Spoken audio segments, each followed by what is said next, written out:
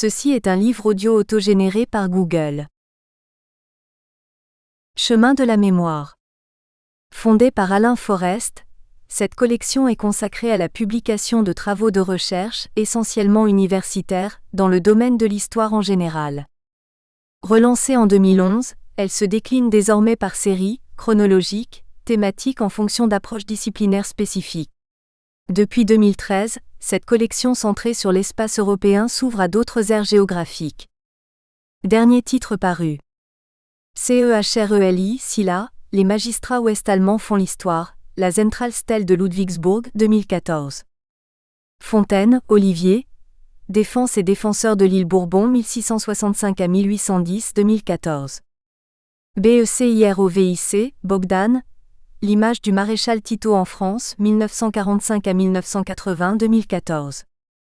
Lebar, Loïc, Les professeurs de silence. Maître d'études, maître répétiteur et répétiteur au XIXe siècle, 2014.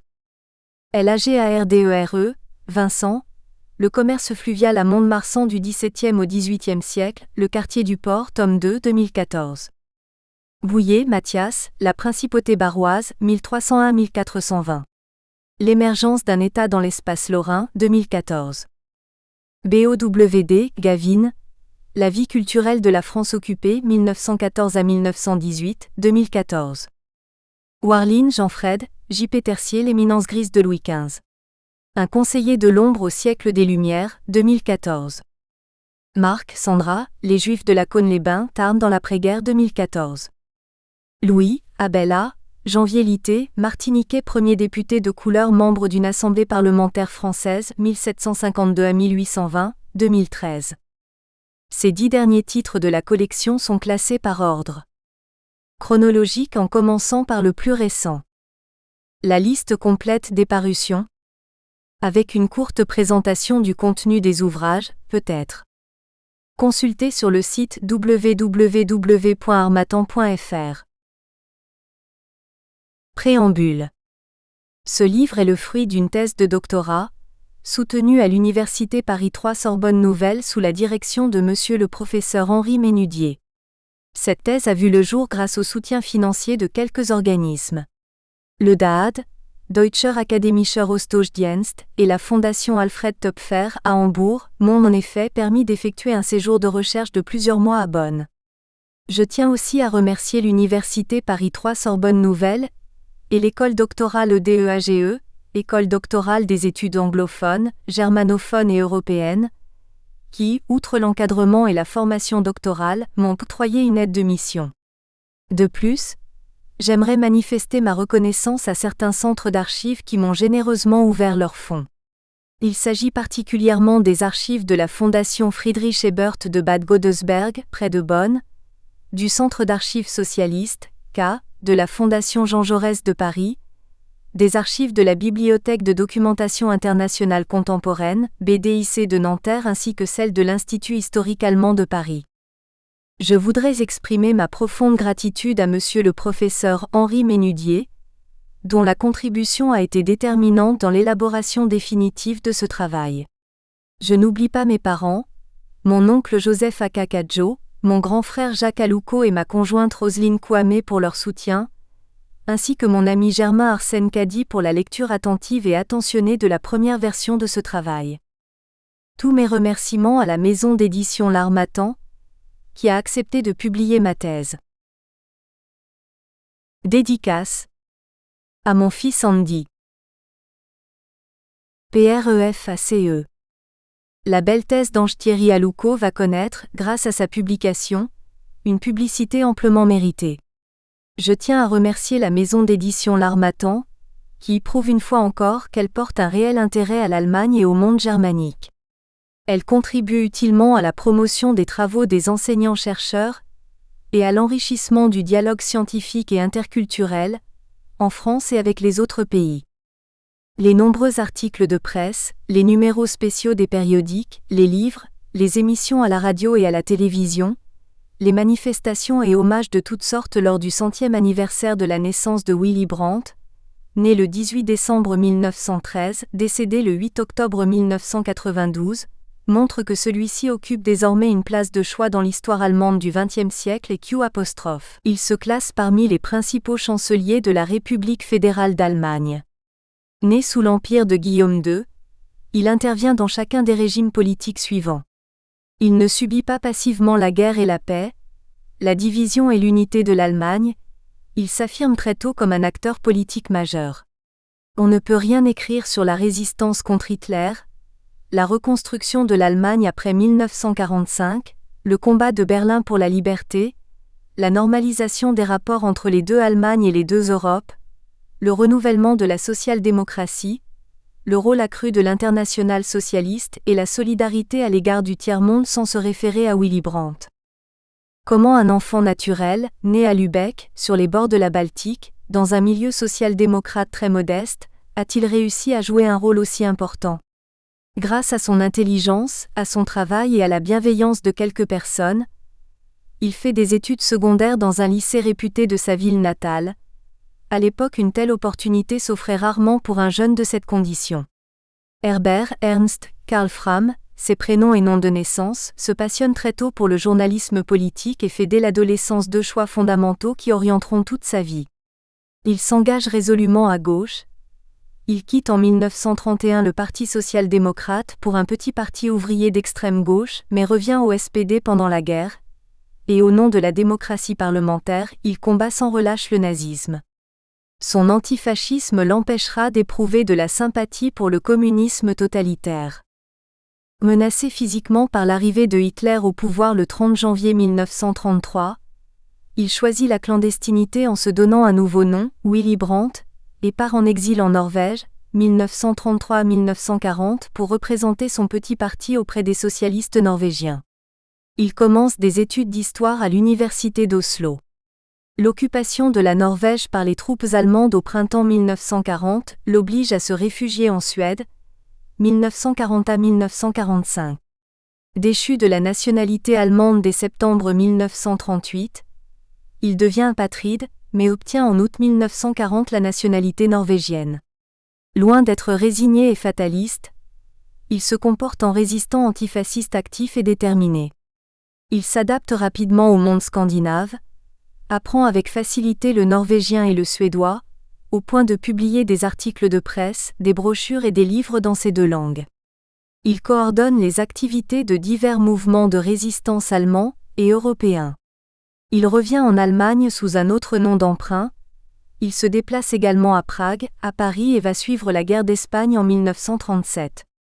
Converti à l'idéologie social-démocrate scandinave, il noue des liens durables avec de futurs chefs de gouvernement comme le Suédois Olof Palme, 1969 à 1976 et 1982 à 1986, et l'Autrichien Bruno Kreisky, 1970 à 1983. En 1939, Willy Brandt écrit déjà sur les futurs États-Unis d'Europe qu'il appelle de ses vœux. En 1945 à 1946, il couvre pour la presse norvégienne le procès de Nuremberg contre les principaux criminels nazis, puis portant l'uniforme il est intégré à la mission militaire norvégienne à Berlin avec rang de commandant. Il renonce à la belle carrière diplomatique qui l'attend pour devenir un acteur politique dans son pays natal. Au début de l'année 1948, le comité directeur du SPD en Allemagne de l'Ouest le charge de développer les relations du parti avec les Alliés à Berlin. Il reprend la nationalité allemande et obtient le droit de conserver définitivement le nom de Willy Brandt. Après Lübeck et la Scandinavie, la 3e phase de sa vie, 1947 à 1966, se déroule essentiellement à Berlin où il ne va cesser de gagner en influence. Malgré de vives oppositions contre son réformisme modéré, il s'impose peu à peu au sein du SPD qui, avec le nouveau programme de Bad Godesberg en 1959, renonce au marxisme. Les fonctions officielles renforcent son autorité.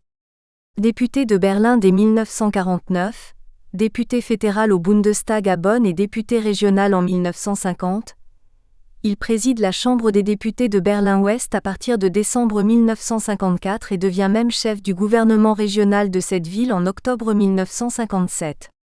Les différentes crises de Berlin, blocus soviétique en 1948 à 1949, soulèvement des ouvriers en République démocratique allemande, RDA en juin 1953, menace de Nikita Khrouchtchev à partir de 1958 et construction du mur de Berlin en août 1963, assure à Willy Brandt une renommée mondiale car il incarne désormais la défense de la liberté de Berlin face à l'agressivité de Moscou.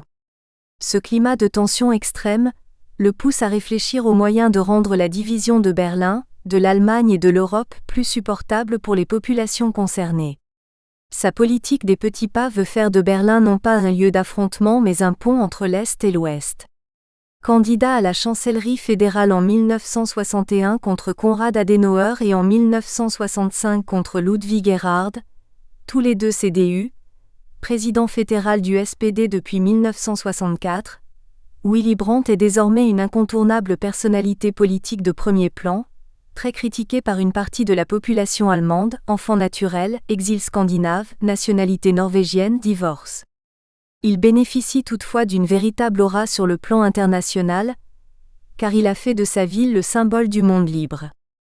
Le manque d'autorité du chancelier Ludwig Erhard, 1963 à 1966, successeur d'Adenauer, provoque une crise politique à Bonn qui conduit au niveau fédéral à la première grande coalition CDU-CSU et SPD.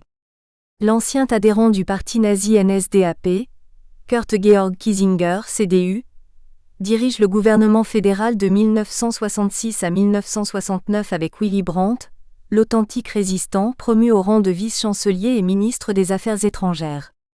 Les activités gouvernementales à Bonn constituent la quatrième phase de la vie de ce dernier. Le nouveau ministre des Affaires étrangères teste les possibilités et les limites de la politique de rapprochement avec l'Est, qui se heurte à l'hostilité des chrétiens démocrates et à la méfiance du camp soviétique. Il assouplit néanmoins la doctrine Hallstein qui empêchait la République fédérale de maintenir des relations diplomatiques avec les États qui reconnaissaient la RDA. Chef du gouvernement fédéral SPD-FDP, 1969 à 1974, à l'issue des élections générales de septembre 1969, Willy Brandt annonce un ambitieux programme de politique intérieure, résumé par le slogan « Oser plus de démocratie » et relance la construction européenne. Il réalise enfin son principal objectif, la mise en place de la célèbre Ostpolitik, grâce au traité signé entre 1970 et 1973 avec Moscou, Varsovie, Prague et Berlin-Est, la situation à Berlin étant pacifiée par un accord des 4 puissances occupantes auquel participent les deux Allemagnes. La photo si émouvante de Willy Brandt, agenouillé devant le mémorial du ghetto de Varsovie le 7 décembre 1970, se retrouve dans les médias du monde entier. Les deux idées fortes du chancelier, la reconnaissance des frontières en Europe, dont la fameuse ligne Oder-Neisse entre la RDA et la Pologne, et le non-recours à la force pour résoudre les conflits, permettent d'instaurer un véritable dialogue Est-Ouest concrétisé par le début en 1973 des négociations sur la réduction mutuelle et équilibrée des forces, MBFR, et la tenue de la conférence sur la sécurité et la coopération en Europe, CSCE à Helsinki en 1975. Le prix Nobel de la paix en 1971 et l'entrée des deux Allemagnes à l'ONU en 1973 récompensent l'audace créatrice et le courage politique de Willy Brandt, confronté toutefois à une vive opposition intérieure, malgré son souci de ne pas compromettre la perspective de l'unité allemande. Toute sa démarche repose sur l'idée que la détente avec l'URSS et les pays de l'Est nécessite la fermeté et l'unité de l'Europe de l'Ouest et de l'ensemble du camp occidental. Cruelle ironie de l'histoire, l'homme du dialogue Est-Ouest est trahi par les dirigeants communistes de la RDA qui ont placé l'espion Günther Guillaume dans son entourage immédiat à la chancellerie à Bonn. Mis en outre sous pression à cause de ses relations extra-conjugales, Willy Brandt démissionne comme chancelier le 6 mai 1974, sans renoncer pour autant à la politique et à la recherche de la paix. Il reste député fédéral jusqu'à sa mort en 1992. Il sera même député européen de 1979 à 1984, et président fédéral du SPD jusqu'en 1987. Au cours de la cinquième et dernière partie de sa vie, 1974 à 1992, il devient un véritable globe-trotter tant il se consacre aux relations internationales et aux problèmes du tiers-monde. Président de l'Internationale socialiste, 1976 à 1992, il renforce considérablement l'audience de cette dernière dans plusieurs parties du monde. Président de la Commission Nord-Sud depuis 1977, sur proposition de Robert McNamara, président de la Banque mondiale, il publie des rapports remarquables et toujours d'actualité sur l'indispensable solidarité des pays riches vis-à-vis du tiers-monde. Willy Brandt connaît la France depuis la seconde moitié des années 1930. Malgré une réelle sympathie et des rapports étroits avec ce pays, les échanges restaient difficiles tant ses conceptions européennes divergeaient avec celles de ses principaux interlocuteurs comme Jean Monnet, mais surtout le général de Gaulle, Georges Pompidou et François Mitterrand.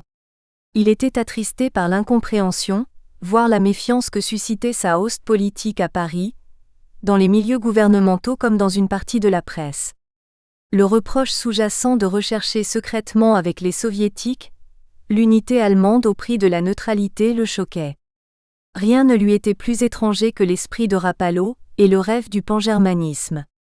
Peu de Français savaient qu'en 1983 il avait acheté au Mézy, dans un hameau au nord du département du Gard, une vieille maison paysanne qu'il avait rénovée et où il vivait avec sa troisième épouse Brigitte Sébarreur, quand il ne faisait pas de longues excursions en France. Il avait été soigné au début de 1979 à Hyères, Var, à cause de problèmes cardiaques. Willy Brandt a toujours défendu la thèse selon laquelle la présence de deux États allemands, même antagonistes, ne remettait pas en cause l'existence d'une nation allemande unie. Ainsi a-t-il eu la chance et le bonheur d'assister à la réalisation de cette unité en 1989 et 1990. Le chancelier Willy Brandt s'était intéressé à moi, car j'étais un des premiers universitaires français à publier des articles positifs sur l'Ostpolitik. Un de mes livres, pour lequel il m'a donné un entretien, s'intitule L'Allemagne selon Willy Brandt, préface d'Alfred Grosser, Paris, Stock, 1976, 456 p. Après 1974, j'ai parfois servi d'intermédiaire entre Willy Brandt et des journalistes français. Lors de ma rencontre avec lui, le 10 novembre 1989, devant la porte de Brandebourg à Berlin, il m'affirma très clairement, après l'ouverture du mur qui venait de se produire au cours de la nuit précédente, que le processus de l'unité allemande était désormais en marche. Il ajouta d'un air malicieux : « Monsieur le professeur Ménudier, quand vous expliquerez plus tard ces événements aux étudiants, n'oubliez pas de souligner le rôle décisif de ma politique de rapprochement avec l'autre Allemagne et l'autre Europe. » Le même jour, Willy Brandt prononça devant des journalistes allemands et étrangers une phrase devenue célèbre et qui traduisait toute sa confiance dans l'avenir de la nation allemande : « Maintenant doit grandir ensemble, ce qui est fait pour vivre ensemble. » La vaste fresque d'Ange Thierry Alouko comporte 5 parties. L'ébauche de la politique étrangère de Willy Brandt remonte logiquement à la période de l'exil scandinave et aux leçons tirées des responsabilités exercées à Berlin, puis à Bonn comme ministre des Affaires étrangères. On découvre un homme politique toujours extraordinairement ouvert sur les pays étrangers, ne cessant de mettre à l'épreuve leur volonté de paix et de coopération. L'étude de la Westpolitik montre bien que Willy Brandt maintient pour la République fédérale l'ancrage à l'Ouest décidé par Konrad Adenauer. Il le complète par le concept des ' ordre de paix, afin de donner de nouvelles impulsions tant à la communauté économique européenne qu'à l'Alliance atlantique. Une politique caractérisée à la fois par la continuité et la relance. La partie sur l'Ostpolitik procède à un examen détaillé des fondements, des négociations et des textes très complexes adoptés sur le plan bilatéral ou multilatéral. Il en ressort que la normalisation des rapports avec l'ensemble des pays de l'Est constitue l'œuvre historique de Willy Brandt, au même titre qu'Adenauer intégra la nouvelle Allemagne fédérale dans le camp européen et atlantique. La politique nord-sud de Willy Brandt et le projet d'aide aux pays du tiers-monde analysent la relance de l'internationale socialiste qu'il préside et les nombreuses idées qu'il a développées au sein de la Commission Nord-Sud. Cette 4e partie prouve à quel point Willy Brandt, déjà riche d'une vaste expérience, s'est impliqué dans des secteurs très variés de la coopération internationale. La réception de la politique étrangère de Willy Brandt en France attire l'attention sur les convergences et les divergences franco-allemandes ainsi que sur les réactions plutôt réservées de la presse française. La volonté de connaître réellement la politique allemande a souvent été remplacée par le goût du cliché, et par une sorte de renouveau de l'untigermanisme, des constatations qui hélas s'imposent aussi en 2013 et 2014. La soutenance de la thèse d'Ange-Thierry Alouko s'est tenue le 20 janvier 2013 à l'Université Paris 3 Sorbonne Nouvelle, avec un jury présidé par le professeur Stéphane Martens, de l'Université Bordeaux 3. Le même mois il a pris les fonctions de recteur de l'Académie de la Guadeloupe. Les autres membres du jury étaient Henri Ménudier, professeur à Paris 3 Sorbonne Nouvelle, directeur de la thèse. Hans Stark, maître de conférence à Paris 3 Sorbonne Nouvelle, élu ultérieurement professeur à Paris 4, secrétaire général du Centre d'études des relations franco-allemandes à l'Institut français des relations internationales. Jérôme Vaillant, professeur à l'Université Charles de Gaulle, Lille 3, directeur de la revue Allemagne d'aujourd'hui et des presses universitaires du Septentrion à Villeneuve d'Ascq. Des membres du jury ont critiqué le caractère descriptif et pas assez analytique ou synthétique des passages sur l'Ostpolitik et sur les rapports de la Commission Nord-Sud. La thèse aurait pu insister davantage sur les perceptions contradictoires de l'Ostpolitik en Allemagne et dans les pays d'Europe de l'Est. En revanche, elle souligne à juste titre les impulsions données par Willy Brandt à la communauté européenne. Un débat vigoureux s'est engagé entre le jury et Ange-Thierry Alouko, à propos de deux questions de fond posées par la thèse. Dans quelle mesure la politique de la force prônée par Adenauer et les chrétiens démocrates rendait-elle impossible l'unité allemande? Et peut-on affirmer, comme le fait M. Alouko, qu'il n'y avait pas d'Ostpolitik avant Willy Brandt? Par ses effets à moyen et à long terme, l'Ostpolitik a-t-elle consolidé ou au contraire fragilisé les régimes communistes au pouvoir en URSS et dans les pays d'Europe de l'Est? On peut considérer en effet que la signature des traités avec Bonn, l'aide économique donnée par l'Allemagne fédérale et la reconnaissance des frontières nées de la Seconde Guerre mondiale ont renforcé la légitimité de ces États. Les experts d'Europe de l'Est expliquent volontiers que ces régimes n'ont pas été déstabilisés par l'Ostpolitik mais par la fermeté américaine, et surtout par celle du président américain Ronald Reagan, 1981-1989. Pour sa part, Willy Brandt s'est toujours défendu avec véhémence d'avoir contribué à la survie des régimes communistes. Ange-Thierry Alouko présente un travail honnête, consciencieux, exhaustif et solidement documenté, d'autant plus agréable à lire qu'il est bien construit et écrit dans une langue soignée. Évitant l'écueil de la géographie, il expose lucidement la pensée et l'action d'un dirigeant politique hors du commun qui pendant près de 60 ans n'a cessé de réfléchir en termes de démocratie, de solidarité, de liberté et de paix. Précurseur de l'unité de l'Allemagne et de la Grande Europe, cet homme d'État a été aussi un des premiers à comprendre l'étroite interdépendance entre la politique à l'Ouest, la politique à l'Est et les relations Nord-Sud. Sans sous-estimer les rapports de force entre les puissances, il pense les relations internationales surtout en termes de solidarité entre les hommes. C'est ce qu'il souligne en recevant le prix Nobel de la paix, à Oslo, le 10 décembre 1971. J'accepte cette distinction, pénétré d'un sentiment de solidarité avec tous ceux qui, où ils se trouvent, s'emploient de toute leur force à organiser une Europe de paix et mettre la solidarité européenne au service de la paix dans le monde. Le grand mérite de cette thèse est d'offrir un vaste tableau tout en nuances qui fait bien ressortir les continuités, les ruptures et les innovations de la politique étrangère de Willy Brandt, mais aussi les interdépendances entre les différents secteurs de cette même politique et avec la politique intérieure. Je souhaite qu'Ange-Thierry Alouko continue à mettre ses talents d'enseignant, son intelligence et son goût de la recherche au service d'une meilleure connaissance de l'Allemagne. Je serais comblé s'il pouvait en faire profiter directement son pays natal, la Côte d'Ivoire. NB. Une présentation synthétique de la vie et de l'œuvre de Willy Brandt se trouve dans un livre publié après la rédaction de cette thèse. Hélène Miard Delacroix, professeure à Paris 4, Willy Brandt, Paris, Fayard, 2013, 322 p. C'est un Allemand qui a traversé le XXe siècle, témoin de ce que l'Allemagne y a fait de pire et acteur de son rachat et de son relèvement, sans jamais être un héros idéal, selon la 4e de couverture. Henri Ménudier. Professeur honoraire des universités. Paris 3 Sorbonne Nouvelle. Professeur invité, Université de Fribourg, Allemagne.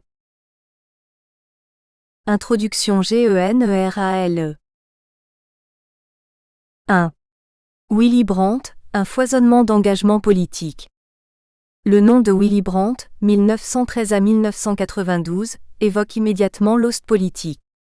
Cette politique de détente entre l'Est et l'Ouest et de normalisation des relations entre la République fédérale d'Allemagne, RFA, et le bloc soviétique, dont il est le principal initiateur, a été mise en œuvre depuis 1969 au sein de la coalition gouvernementale entre le Parti social-démocrate, Sozialdemokratische Partei Deutschlands, SPD, et le Parti libéral-démocrate, Freie Demokratische Partei, FDP.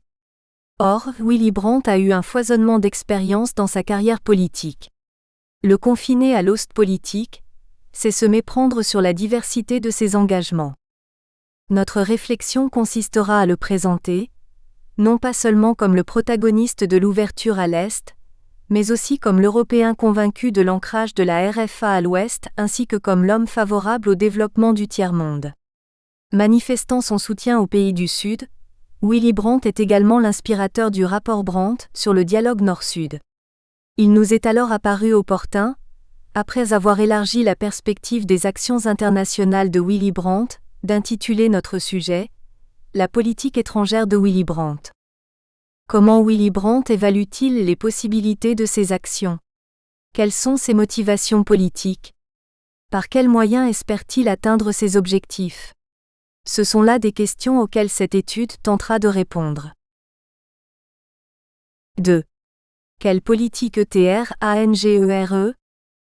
La politique étrangère est un terrain privilégié sur lequel un chancelier construit sa réputation et son autorité tant à l'intérieur qu'à l'extérieur du pays. Le chrétien-démocrate Konrad Adenauer, 1876 à 1967, premier chancelier de la RFA de 1949 à 1963, a également été ministre des Affaires étrangères de 1951 à 1955, ce qui a contribué à installer le chef de gouvernement comme figure dominante du pouvoir exécutif. Plus récemment, Gerhard Schröder, SPD, chancelier fédéral de 1998 à 2005, a gagné les élections de 2002, en grande partie, grâce à son refus de s'aligner sur la diplomatie américaine avant la Troisième Guerre du Golfe, alors que sa politique de réforme économique était impopulaire. Quant à Willy Brandt, il a dominé la politique étrangère ouest-allemande car il a su profiter de son passage à l'Auswärtige Amt, ministère des Affaires étrangères, entre 1966 et 1969, avant d'accéder à la chancellerie fédérale le 21 octobre 1969. Cependant, peut-on parler d'une politique étrangère propre à Willy Brandt étant donné que celle-ci est définie comme l'instrument par lequel un État tente de façonner son environnement politique international? N'est-il pas judicieux de chercher l'existence d'une politique étrangère privée et personnelle, qui ne se limiterait pas seulement à l'activité étatique dirigée vers l'extérieur? Ce qui nous amène à explorer, avant même d'entamer une réflexion de fond sur la politique étrangère de Willy Brandt, les premiers champs conceptuels qui sont ceux de la nature et de l'identité de la politique concernée. Dès lors, nous nous demandons si les questions de la politique étrangère de la RFA de 1969 à 1974, lorsque Willy Brandt est chancelier ou s'il s'agit d'une politique personnelle? En effet, après sa démission de la chancellerie fédérale en 1974, il assume la présidence de l'Internationale socialiste, IS, et celle de la Commission Nord-Sud de 1976 à 1992. Au sein de ces deux institutions internationales, il conduit une réflexion visant d'une part à proposer des réformes pour le développement des pays du tiers-monde et d'autre part à améliorer les relations Nord-Sud. Fort de tous ces éléments, nous aborderons la politique étrangère de Willy Brandt sous trois aspects différents, notamment les relations avec l'Ouest, avec l'Est et avec le Sud. Par conséquent, les bornes chronologiques de cette étude se situent entre 1969, date de l'accession de Willy Brandt à la chancellerie, et 1992, lorsque celui-ci décède. Néanmoins, une précision s'impose. En effet, si nous débutons ce travail en 1969, il convient tout de même de souligner que cette année ne constitue pas le point de départ de l'action internationale de Willy Brandt. Celle-ci s'inscrit dans une durée plus longue, car il apparaît que l'approche de Willy Brandt, développée et mise en œuvre à partir de 1969, est nourrie de son expérience aussi bien en exil qu'à Berlin-Ouest ou comme ministre des Affaires étrangères. C'est pourquoi, notre contribution mettra l'accent sur la genèse et les conditions de développement de sa politique étrangère. Pour analyser la politique extérieure de Willy Brandt, nous essayerons de comprendre les multiples courants, rapports et relations antagonistes et divergents que celui-ci va tenter d'unir et de faire converger. Il s'agira par ailleurs de cerner l'Allemagne, l'Europe ainsi que le monde de demain, et de s'immerger dans l'humanité qui se déploie, dans la trame complexe des relations mondiales. Étudier l'action internationale de Willy Brandt, c'est en définitive, travailler sur des passés complexes et des avenirs incertains. 3. Objectif et PROBLEMATIQUES. A priori, le thème de cette présente thèse ne paraît pas totalement neuf. En effet, l'Ostpolitik de Willy Brandt, ayant autant suscité l'intérêt que la fascination, a été déjà longuement abordé par de nombreux historiens au travers d'une littérature foisonnante et impressionnante. En outre, les études récentes d'Andreas Wilkens sur la contribution européenne de Willy Brandt portent sur un aspect bien précis, notamment la relance et la réorientation de la politique européenne de la RFA. Cependant, tous ces travaux ne traitent pas de façon exhaustive de la politique étrangère de Willy Brandt, de sorte que celle-ci appelle des recherches complémentaires. Il faut noter aussi que quelques livres consacrés à Brandt, quoique permettant une certaine approche du problème, restent biographiques. Ce bref survol de l'état des recherches et des publications suffit pour mettre en évidence l'intérêt particulier ainsi que le caractère novateur de notre sujet, en l'occurrence la politique extérieure de Willy Brandt, car la réflexion historiographique sur cette question n'a pas encore fait l'objet d'une étude générale. Le but de cette thèse est, en prenant en compte tous les aspects et les différentes facettes de la carrière de Willy Brandt, de contribuer à la compréhension de la politique étrangère de ce dernier par l'examen de sa pensée et de ses actions.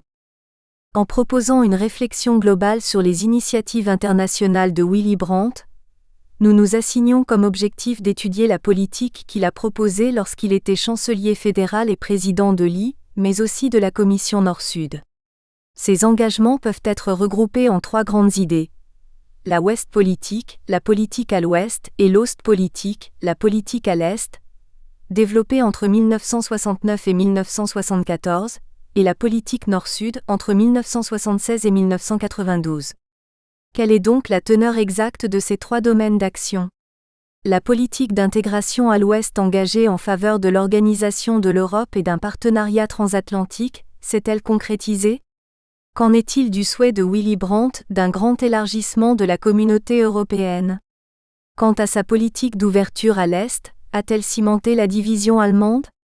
Ou a-t-elle plutôt colmaté le hiatus entre les deux blocs Est et Ouest, dominés par les superpuissances que sont les États-Unis et l'Union soviétique ? La troisième dimension de la politique étrangère de Brandt, l'équilibre Nord-Sud, a-t-elle contribué au dialogue entre les pays industrialisés et les pays en développement ? Les recommandations du rapport Brandt sont-elles toujours actuelles ? Si l'Ostpolitik a favorisé la réconciliation Est-Ouest avec notamment la chute du mur de Berlin, en est-il autant pour l'équilibre Nord-Sud ? Peut-on parler aujourd'hui d'une coopération Nord-Sud saine et loyale ? À cette problématique s'ajoutent deux autres aspects. Le rapport entre les trois dimensions de la politique étrangère de Willy Brandt et la perception de celle-ci par les Français. S'agit-il d'actions séparées, voire contradictoires ? Ou est-il possible de les concilier dans un même projet ? Sont-elles liées et interdépendantes ? Au demeurant, quel est l'objectif poursuivi par Willy Brandt en initiant toutes ces actions extérieures ? Quel est l'impact de ces initiatives sur la politique internationale ? La politique extérieure de Brandt est-elle digne d'intérêt et quels sont les enjeux liés à celle-ci ? A-t-elle été profitable à l'environnement mondial ? Enfin, comment a-t-elle été perçue par l'opinion française ? À partir de l'élaboration des diverses images de Brandt et de sa politique étrangère, est-il possible de parler d'une vision française de la politique extérieure brandtienne ? 4. Les sources. La réalisation de ce travail nous a conduit à recourir à diverses sources, tant en ce qui concerne leur provenance que leur nature. Elles regroupent aussi bien des documents allemands que français, et sont pour l'essentiel écrites et quelque peu audiovisuelles. Elles nous viennent des centres de recherche suivants. La Fondation Friedrich Ebert Stiftung, à Bonn, la Bibliothèque de documentation internationale contemporaine, BDIC de Nanterre, l'Institut historique allemand de Paris et le Centre d'archives socialistes, K, de la Fondation Jean Jaurès, à Paris, pour ne citer que les plus importants et ceux qui nous ont été d'un précieux apport du point de vue de la quantité et de la qualité des fonds. Les documents allemands, tant sous forme inédite qu'éditée, représentent cependant la plus grande partie des sources exploitées. Celles produites par Willy Brandt, lui-même, ont été évidemment privilégiées. La présente thèse s'appuie surtout sur l'analyse des sources non publiées provenant des archives de la social-démocratie, Archives der Sozialen Demokratie ADSD, de la Fondation Friedrich Ebert de Bonn. Nous y avons exploité les documents personnels de Willy Brandt qui sont regroupés dans un fonds spécial portant son nom, Willy Brandt Archives, WBA. Les archives de Brandt sont classées en 19 parties, s'étalant sur une longue période de sa carrière, c'est-à-dire de l'exil en 1933 jusqu'à la fin de la présidence de Lee en 1992. On y retrouve notamment des articles de journaux, dont une grande partie a été produite par Willy Brandt lui-même, de la correspondance, des notes confidentielles, des discours ou des ébauches de discours, des manuscrits de livres, des télégrammes, des interviews et des entretiens, des coupures de presse, des communiqués, etc. Ces documents sont accessibles, toutefois leur reproduction est strictement interdite. Les archives de la social-démocratie renferment aussi le dépositum Egon Bahr, les fonds d'Egon Bahr, le conseiller de Willy Brandt. Ces fonds se sont avérés pertinents pour l'analyse de notre sujet. D'autres sources inédites sont aussi fort utiles. Il s'agit des archives socialistes de la Fondation Jean Jaurès. Elles contiennent la correspondance entre le Parti socialiste français, PS et le SPD, des notes sur le SPD et sur la vie politique ouest-allemande, des comptes-rendus des rencontres, des visites de délégation du PS et du SPD, des dossiers sur les interdictions professionnelles en RFA ainsi que certains documents concernant l'Internationale socialiste, IS, etc. Plusieurs documents d'archives, dont nous avons eu besoin, ont déjà été publiés. Les divers tomes de la collection Berliner Ausgabe de la Bundeskanzler Willy Brandt Stiftung, fondation du chancelier Willy Brandt, permettent, avec le choix de certains discours, articles et lettres de Willy Brandt, d'appréhender l'action politique de ce dernier. L'accent est non seulement mis sur la présentation des textes fondamentaux de Willy Brandt, mais aussi et surtout sur leur interprétation. Le ministère allemand des Affaires étrangères fait paraître chaque année des documents diplomatiques dans les Akten zur Auswärtigen Politik der Bundesrepublik Deutschland, AAPD, documents sur la politique étrangère de la République fédérale d'Allemagne. Nous avons consulté des textes qui concernent Willy Brandt, couvrant la période allant du début de la Grande Coalition en 1966 à sa démission de la chancellerie en 1974. Comme sources éditées, l'utilisation des comptes-rendus des congrès et des procès-verbaux des réunions du comité directeur du SPD s'est révélée judicieuse pour comprendre la contribution de Willy Brandt au renouveau du parti. Les recherches ont été également enrichies par l'étude des journaux. Il s'agit essentiellement du bulletin de l'Office de presse et d'information du gouvernement fédéral, bulletin des Presse- und Informationsamt der Bundesregierung, du Monde et du Figaro. Les deux derniers journaux nous ont donné la possibilité d'analyser la perception de la politique extérieure de Willy Brandt par l'opinion française. Enfin, quelques films, documentaires, fiction, permettent de compléter l'examen des fonds d'archives et le corpus de sources. Outre ce recueil de documents, notre travail se fonde aussi sur une abondante littérature secondaire. Nous avons classé les ouvrages selon les différents aspects politiques étudiés. Il convient toutefois de préciser que les publications de Willy Brandt doivent être intégrées au corpus de sources primaires. Tout au long de sa vie, celui-ci a écrit de nombreux ouvrages. D'ailleurs, avant d'embrasser sa carrière politique, il a travaillé comme journaliste. Aussi, ses articles, ses discours ainsi que ses monographies sont particulièrement utiles pour cerner ses idées, sa conception et sa pensée politique. Ils possèdent indéniablement une valeur considérable, comme matériau d'interprétation historique. En somme, pour l'exploitation et la mise en valeur de l'éventail d'informations disponibles, nous optons pour une approche alliant une mise en perspective et en parallèle. La mise en perspective vise à reconstituer soigneusement le contexte des faits étudiés. Puis, une fois dégagés, ces faits sont regroupés par thème avec la détermination de leurs facteurs. Dans la pratique, il s'agit pour nous de rechercher, à partir des sources, tous les éléments susceptibles d'éclairer les choix des actions internationales de Willy Brandt entre 1969 et 1992. Au-delà du mérite de mieux faire appréhender les événements relatés, cette démarche permet de faire apparaître les différents aspects de la politique étrangère de Willy Brandt, à savoir la politique à l'ouest, la politique à l'est et la politique nord-sud, pour en définir les origines, les fondements et les enjeux. Quant à la mise en parallèle, elle consiste à établir une comparaison entre les différentes politiques citées plus haut puis à chercher l'existence d'une interdépendance entre elles. 5. Plan de la DEMONSTRATION. Dans le cadre de ces travaux, il nous a paru plus efficace d'aborder en premier lieu la politique étrangère de Brandt sur un plan thématique pour rendre compte des différents aspects. Puis, le choix d'un plan chronologique dans l'analyse de chaque thème permet de cerner l'évolution temporelle des problèmes posés.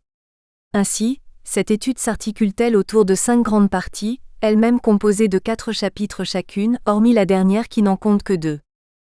La première, intitulée « L'ébauche de la politique étrangère de Willy Brandt », porte sur les origines, le développement des idées et des conceptions de Willy Brandt sur la politique extérieure jusqu'à l'arrivée au pouvoir de la coalition sociale-libérale en 1969 et sur la déclaration gouvernementale du 28 octobre. Tout d'abord, nous examinerons l'influence de l'exil sur sa future carrière politique. Le second chapitre décrit la notoriété internationale du bourgmestre régnant de Berlin-Ouest, et les positions de celui-ci sur les orientations fondamentales de la politique étrangère de la RFA. La participation de Willy Brandt au pouvoir à Bonn, notamment son travail comme ministre des Affaires étrangères dans le gouvernement de grande coalition, et sa lutte pour accéder à la chancellerie fédérale sont évoqués dans le 3e chapitre. Enfin, nous mettons dans le 4e chapitre l'accent sur l'importance du discours gouvernemental du 28 octobre 1969 dans la politique étrangère de Willy Brandt. La seconde partie, la Ouest politique de Willy Brandt, continuité et relance, analyse 4 sujets importants. Les sociodémocrates et la politique d'ancrage à l'Ouest d'Adenauer. La conceptualisation et la mise en place d'un « ordre de paix européen ». La relance de la construction européenne. Les relations avec les États-Unis et l'OTAN. La 3e partie, intitulée « L'Ostpolitik de Willy Brandt, les traités avec l'Est », dévoile la politique orientale de la RFA sous l'ère du chancelier Willy Brandt. Après avoir défini la nouvelle Ostpolitik chapitre 1, nous analyserons ses véritables fondements chapitre 2, avant d'évoquer sa mise en œuvre chapitre 3. Le dernier chapitre présente l'Ostpolitik comme le facteur clé de la normalisation des relations entre la RFA et ses voisins de l'Est. Il souligne que l'admission des 2 États allemands aux Nations Unies et l'ouverture des négociations multilatérales en sont les résultantes. La 4e partie, la politique nord-sud de Willy Brandt, le projet d'aide au tiers-monde, s'intéresse à la lutte pour l'abolition de la fracture entre le Nord et le Sud. Pour étudier cette action, qui n'est en fait qu'un projet, initié après sa démission de la chancellerie fédérale en 1974, il est non seulement important de comprendre sa vision du tiers-monde, mais aussi ses efforts pour la démocratisation des pays d'Amérique latine, son combat contre l'apartheid en Afrique du Sud ainsi que son rapport sur le dialogue Nord-Sud. La dernière partie de notre étude, la réception de la politique étrangère de Willy Brandt en France, tentera de définir l'image de celui-ci dans l'opinion française. Afin d'appréhender et de cerner le jugement des Français sur cette question, notre choix s'est porté sur l'analyse de la perception de 2 dirigeants politiques, à savoir Georges Pompidou et François Mitterrand, mais également sur un ensemble d'articles publiés dans les quotidiens Le Monde et Le Figaro. Première partie, le BAUCHE de la politique, ETRANGERE de Willy Brandt. Introduction. La première partie de cette étude mettra l'accent sur la genèse et les conditions préalables de développement de la politique étrangère de Willy Brandt, et se focalisera sur des considérations inhérentes à la vie et à l'engagement de cet acteur politique qui, à première vue, semble n'avoir aucun lien avec le sujet traité.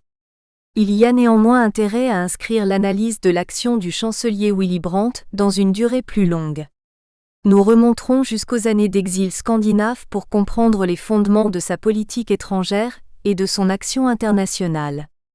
Si la construction du mur de Berlin marque, à cet égard, une césure incontestable, elle n'est pas le point de départ de la nouvelle approche du rapprochement Est-Ouest ou Nord-Sud et de la relance européenne développée par celui-ci au cours de son mandat à la chancellerie fédérale et bien après.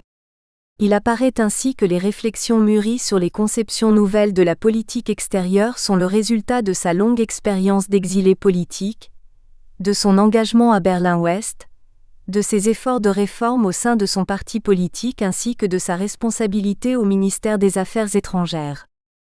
Les lignes qui vont suivre permettront d'analyser tous les facteurs pour connaître les premières formes, les manifestations initiales, encore imparfaites, de la politique étrangère de Willy Brandt.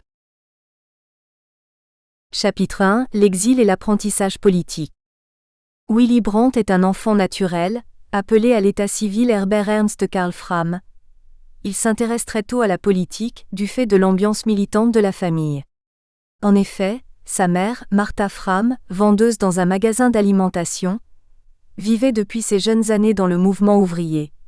Et son grand-père Ludwig Frahm, dont il porte le nom et chez qui il a grandi, était ouvrier et membre du Parti social-démocrate d'Allemagne, SPD. Ce militantisme familial va lui permettre de s'engager activement dans le mouvement des jeunes socialistes, les Faucons Rouges, Rotfalken, les scouts du SPD.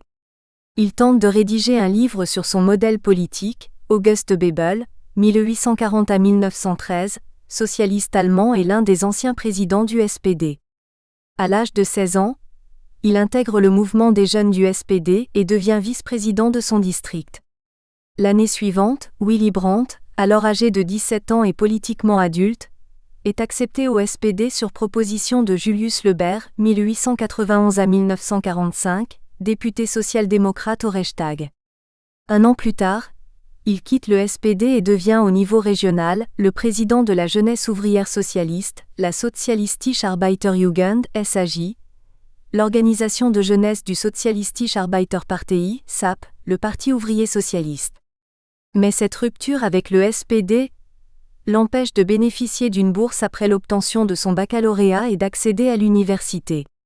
Il est contraint de faire un stage chez F.H. Berting, une entreprise de courtage maritime lubecquoise. En 1933, après la prise de pouvoir d'Adolf Hitler, le SAP est interdit. Cependant, l'aile gauche du parti à laquelle appartient Willy Brandt continue de travailler dans la clandestinité. Face au risque imminent d'arrestation par le régime national-socialiste, Willy Brandt, âgé de 19 ans, est obligé de fuir son pays. Il passe par le Danemark pour se réfugier en Norvège. Les années d'exil de Willy Brandt peuvent être divisées en deux phases. D'avril 1933 jusqu'en été 1940, celui-ci vit comme réfugié politique en Norvège. Ensuite, la période d'exil en Suède dure jusqu'à la chute du nazisme en 1945. 1. L'engagement politique et les contacts internationaux.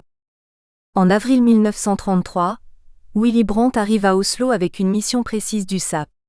Il doit d'abord réunir, avec le Parti ouvrier norvégien, de l'argent pour les activités politiques de son parti, notamment pour développer la résistance contre le régime hitlérien. Ensuite, il a pour tâche de mettre sur pied une base du SAP à l'étranger afin d'engager la lutte contre le régime fasciste allemand. Enfin, son troisième travail consiste à organiser les jeunes socialistes allemands à l'étranger, à tisser des contacts internationaux et à publier des articles contre le national-socialisme. Grâce à son extraordinaire capacité à comprendre et à s'adapter, Willy Brandt maîtrise suffisamment le norvégien en peu de temps. Il s'engage alors dans le mouvement ouvrier et exerce comme journaliste. D'ailleurs, son premier article de journal paraît 4 jours après son arrivée dans la capitale norvégienne, c'est-à-dire le 11 avril 1933. Publié dans l'Arbeiderbladet, le principal journal du Parti ouvrier norvégien, cet article intitulé « Comment se sent-on dans l'Allemagne d'Hitler ?»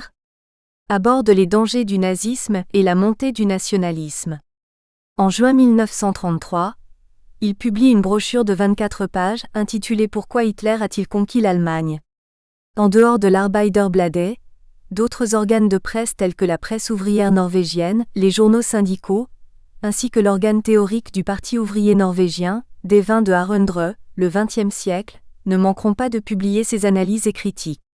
Ces articles font un large écho à l'évolution politique en Allemagne, aux arrestations arbitraires et aux procès expéditifs dans ce pays.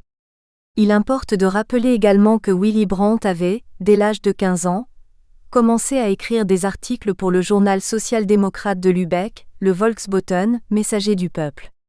Ce qui n'était pour lui qu'une activité ludique à l'époque, devient maintenant sa profession. Parallèlement, il s'engage fortement dans la résistance socialiste contre la dictature nazie et les autres mouvements fascistes en Europe, en tant que représentant du SAP. Outre son travail de journaliste politique, Willy Brandt entreprend d'étudier l'histoire à l'université d'Oslo. Mais il met très tôt un terme à ses études en raison du manque de temps. Ses activités politiques et journalistiques l'en ont sérieusement empêché. Il se consacre exclusivement à la mission que lui a assignée le SAP. Ce faisant, il adhère au mouvement ouvrier des jeunes et au Parti ouvrier norvégien au pouvoir. Il tisse des contacts dans la direction de ce parti et réussit, bien que n'étant pas un universitaire, à devenir membre du MODAG, à la rencontre du jour, une organisation des intellectuels et des élites du parti.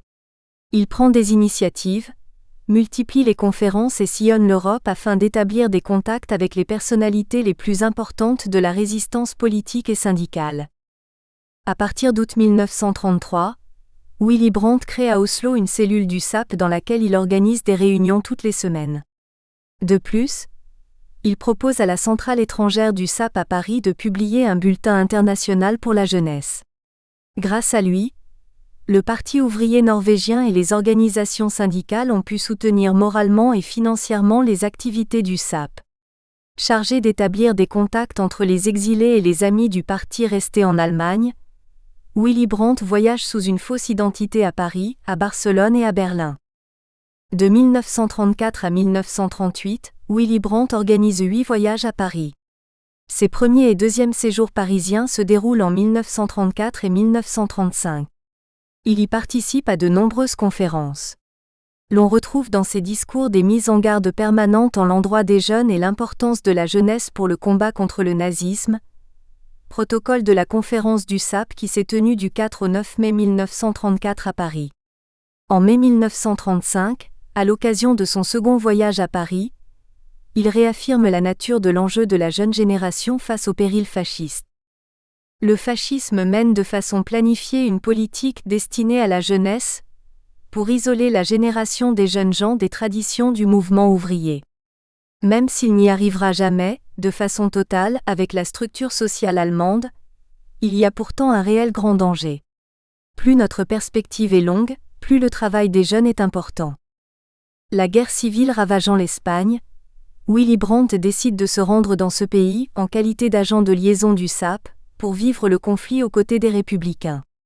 Cette guerre oppose, de 1936 à 1939, le gouvernement républicain espagnol du Front populaire, Frente Popular, à une insurrection militaire et nationaliste dirigée par le général Francisco Franco, 1892 à 1975. Pendant son séjour catalan, Willy Brandt s'informe directement sur le déroulement des combats et luttes, en tant qu'immigré allemand, contre le fascisme et contre l'Allemagne hitlérienne qui soutient les rebelles nationalistes. La guerre civile espagnole est pour lui la première bataille ouverte contre le fascisme international.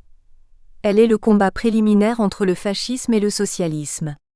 Cependant, l'espoir des antifascistes en la défaite du général Franco et avec lui d'Hitler ne se réalise pas. Willy Brandt reste à peine 4 mois en Espagne, fin février, fin juin 1937, et publie plusieurs articles sur le conflit. Cet engagement lui vaut la privation de sa nationalité allemande par les autorités nazies en septembre 1938, faisant de lui un apatride. De retour en Norvège, Willy Brandt se consacre à l'aide à l'Espagne, en organisant avec les syndicats des livraisons de médicaments et de nourriture. Il résulte de l'expérience espagnole une grande prise de conscience sur le non-recours à la force. Ayant assisté à cette guerre avec son corollaire de brutalité, de cruauté et d'effroi, Willy Brandt comprend davantage que le travail pour la paix revêt une importance capitale. En outre, sa relation avec le Parti ouvrier norvégien, qui a développé une version pragmatique de la social-démocratie, a influencé énormément sa pensée. À cela s'ajoutent ses contacts avec le milieu international, qui ont eu, eux aussi, une emprise sur son évolution politique et lui ont donné un nouveau regard sur la situation en Europe et dans le monde. Ces éléments aiguisent la clairvoyance de Willy Brandt. Il devient conscient de la nécessité d'établir un ordre de paix européen, fondé sur l'unification européenne. Il énonce ce concept pour la première fois, le 28 décembre 1939, dans un article intitulé « Le rêve des États-Unis d'Europe », paru dans le journal norvégien Bergens Arbeiderblad. L'invasion de la Norvège par les troupes allemandes, le 9 avril 1940, contraint le natif de Lübeck, exilé à cause du nazisme en Allemagne, à abandonner sa seconde patrie pour le pays voisin neutre, à l'Est. Avec l'aide du gouvernement norvégien réfugié à Londres, Willy Brandt obtient la nationalité norvégienne et s'établit à Stockholm, la capitale suédoise. La Suède lui offre une deuxième terre d'asile. Il y rencontre celle qui deviendra sa seconde épouse, la norvégienne Ruth Hansen, plus tard Ruth Brandt, 1920 à 2006. En Suède, Willy Brandt n'a pas besoin de s'adapter de nouveau à la vie scandinave. Il reprend avec ardeur ses activités politiques et journalistiques. Il publie de nombreux articles dans les journaux de Stockholm. Tout en fréquentant le milieu des exilés norvégiens, Willy Brandt n'oublie pas le cercle d'émigrés allemands et ses amis du SAP qui ont réussi, comme lui, à s'enfuir en Suède. La France ayant été aussi envahie par l'Allemagne nazie et Jacob Walcher, le président de l'organisation étrangère du SAP, s'étant réfugié aux États-Unis, Willy Brandt reçoit les pleins pouvoirs pour diriger provisoirement le parti. C'est à ce titre qu'il encourage toutes les tendances du SAP de Stockholm à se fondre dans le groupe local des sociodémocrates. Il redevient lui-même, en 1944, membre du SPD, parti qu'il avait quitté en 1931.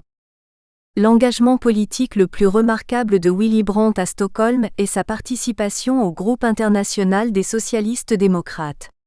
C'est en effet au cours de l'été 1942 que se tient, suite à une initiative norvégienne, un colloque international où se retrouvent des sociodémocrates d'une douzaine de pays de l'Europe occidentale et centrale. Willy Brandt sera en contact avec d'innombrables personnalités qui, comme lui, marqueront de leur empreinte le destin politique de leurs pays respectifs et les relations internationales de l'après-guerre. Il s'agit entre autres de Bruno Kreisky, futur chancelier fédéral autrichien, Gunnar Myrdal, futur ministre suédois du Commerce, représentant de l'ONU et prix Nobel des économie en 1974, Alva Myrdal, future ambassadrice et ministre suédoise, prix Nobel de la paix en 1982, Alvar Lange, futur ministre norvégien des Affaires étrangères, Mauricy Karniol, avocat et ministre polonais des Affaires scandinaves dans le gouvernement polonais exilé à Londres, et de Henri Grunbaum, futur ministre danois des Finances. Les discussions aboutissent à la création du groupe international des socialistes démocrates, appelé également la Petite Internationale. Ernst Pohl, un social-démocrate des Sudètes qui après la Deuxième Guerre mondiale devient membre du Bundestag, est élu président du groupe international des socialistes démocrates. Quant à Willy Brandt, il est chargé d'en organiser le secrétariat. La première mission de la Petite Internationale a consisté à sauver, avec l'aide de contacts politiques et religieux, certains chefs socialistes enfermés dans les camps allemands. Il s'agit en particulier du français Léon Blum, du néerlandais Koos Voorink et du norvégien Einar Gerhardsen. De plus, la Petite Internationale qui n'est en réalité qu'un simple cercle de discussion compte, en s'inspirant de l'exemple de l'Internationale socialiste, non seulement traiter les problèmes du moment mais aussi réfléchir à une stratégie socialiste pour la période d'après-guerre. Concrètement, les discussions ont tourné autour de 3 thèmes principaux. Les dangers d'une politique d'occupation tournée vers le passé. L'unité de l'Europe. Et le rôle de l'URSS. Une rupture entre l'URSS et les démocraties anglo-saxonnes ferait surgir le danger d'une nouvelle guerre. La politique d'après-guerre ne devrait pas être dominée par la vengeance, mais portée par la volonté d'une reconstruction commune.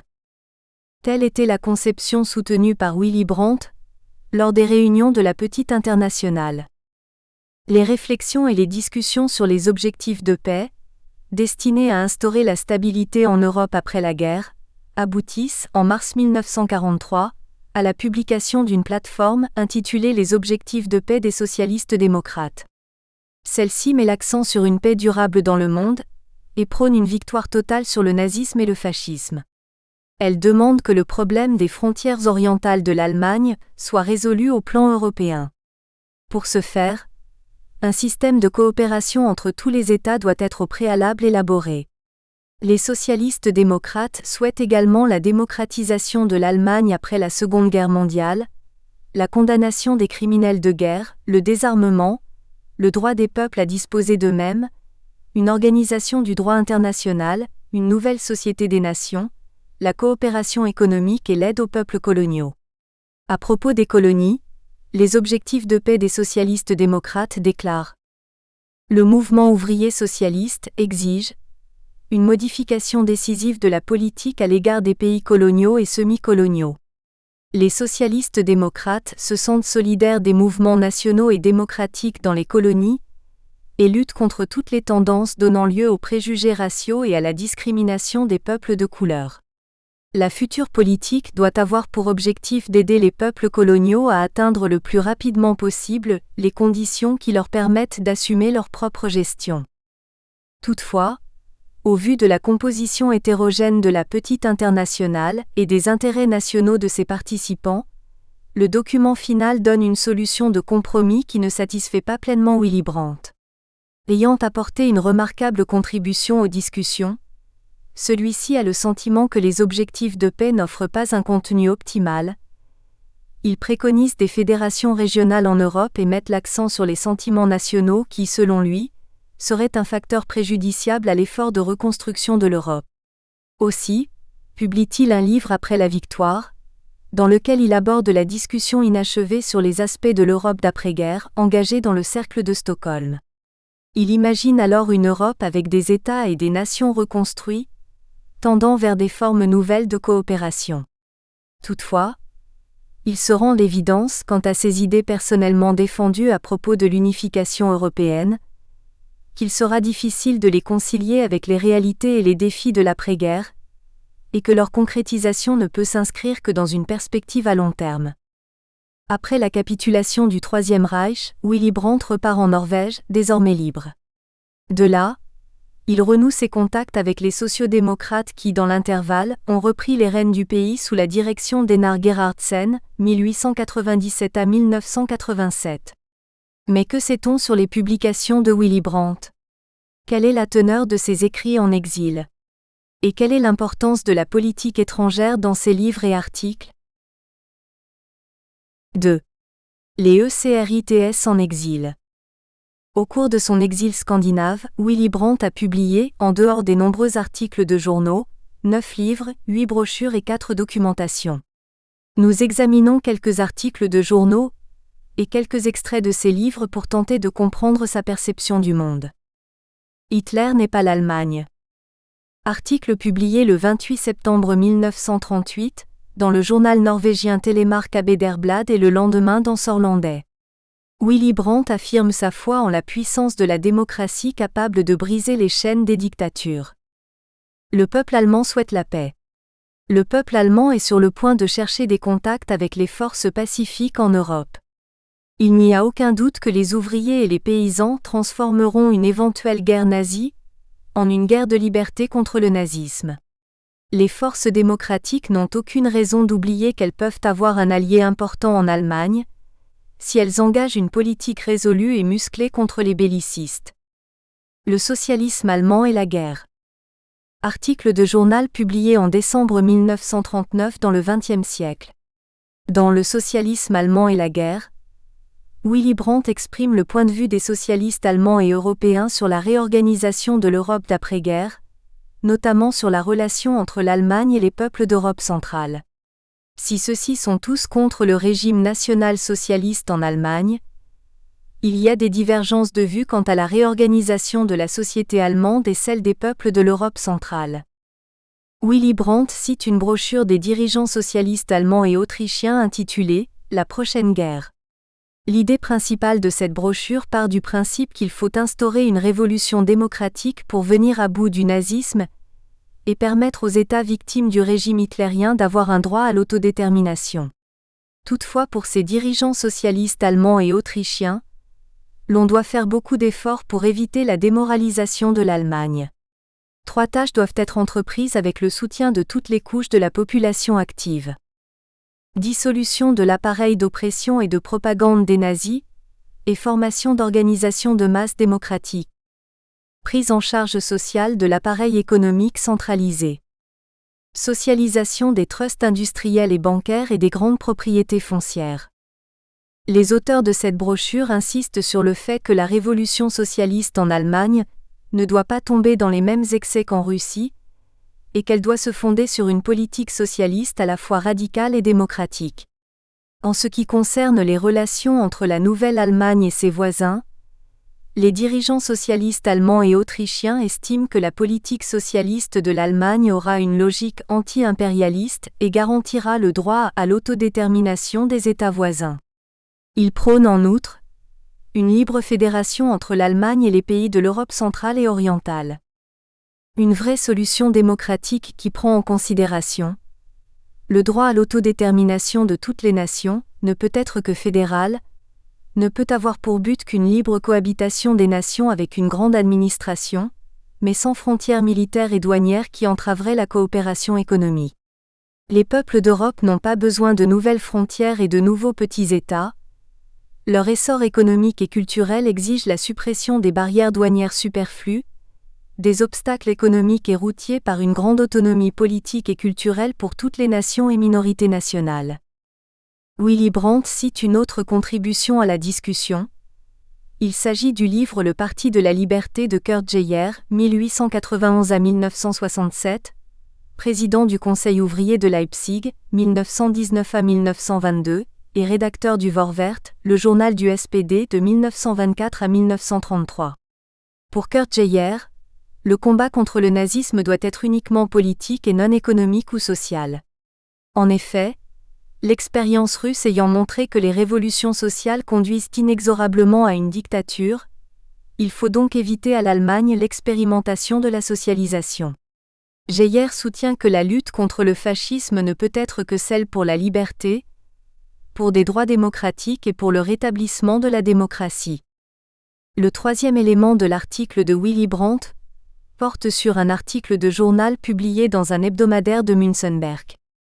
Cet article présente quelques points du programme sur lequel le futur gouvernement provisoire allemand doit travailler. Négociations immédiates de paix, rétablissement du droit à l'autodétermination pour la Tchécoslovaquie, la Pologne et l'Autriche,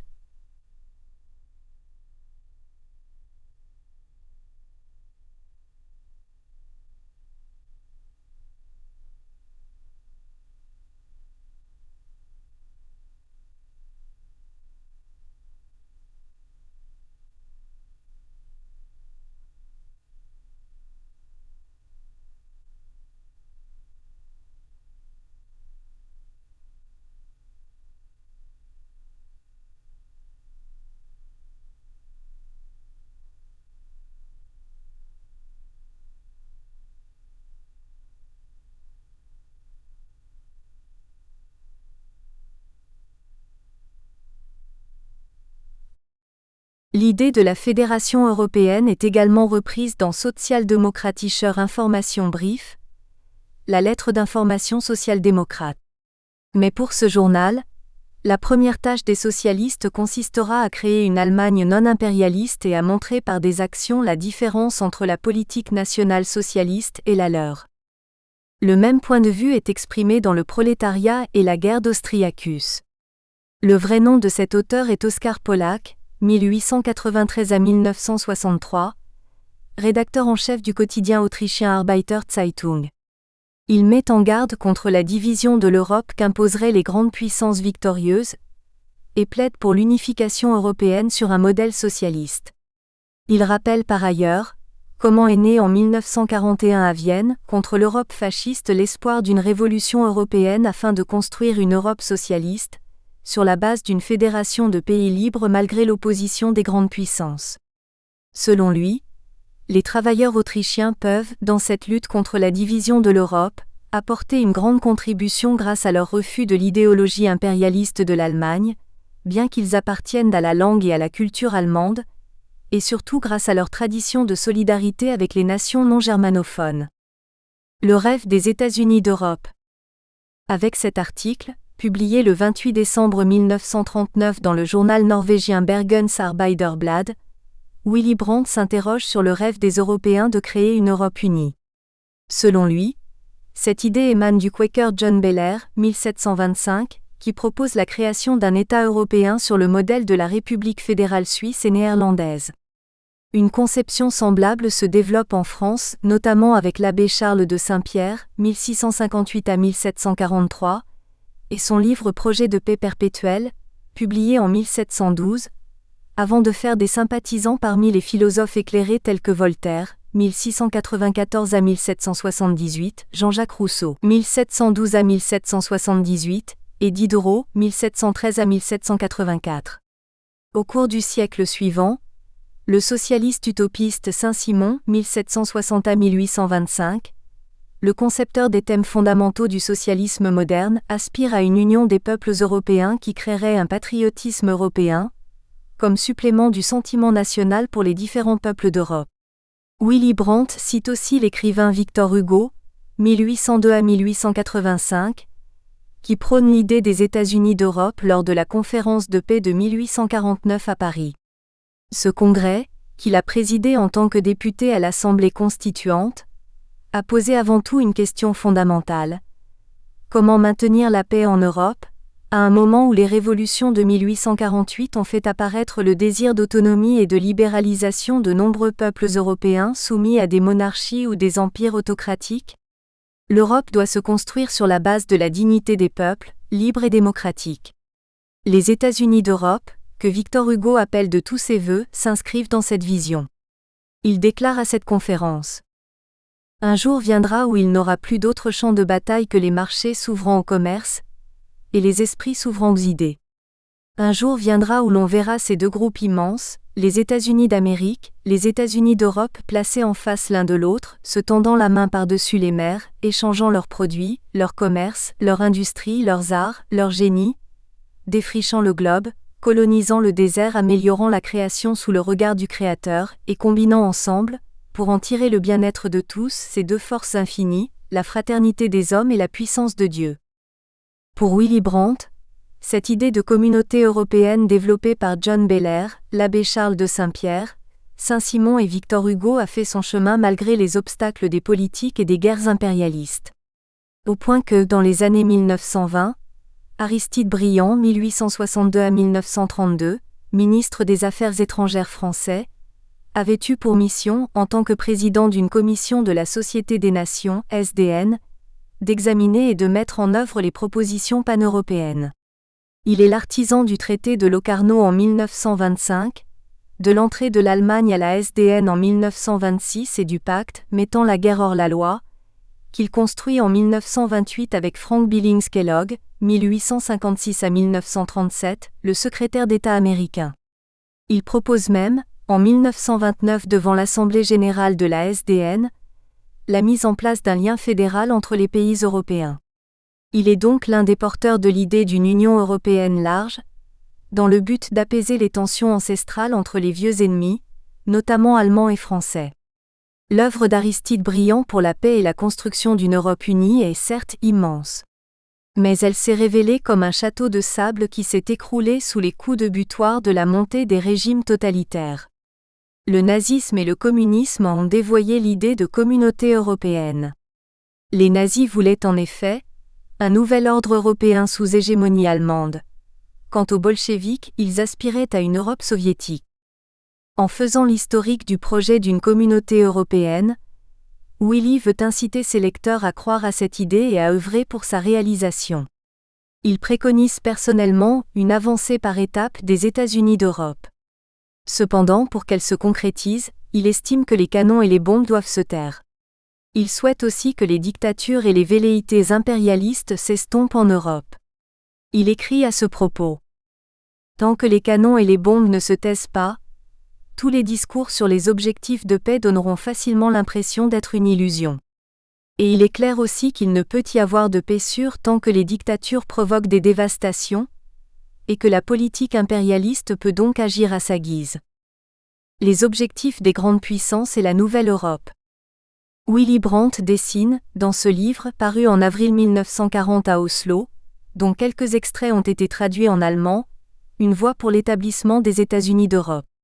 Selon lui, si les relations entre la France et l'Allemagne joueront un rôle essentiel dans la construction de l'Europe, il n'en demeure pas moins que les rapports entre l'Allemagne et ses voisins de l'Est seront au cœur du débat et constitueront un élément important sur le chemin de la fédération européenne.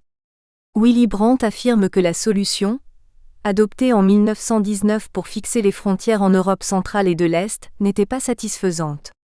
Certes, plusieurs nations ont eu droit à la souveraineté qu'elles réclamaient.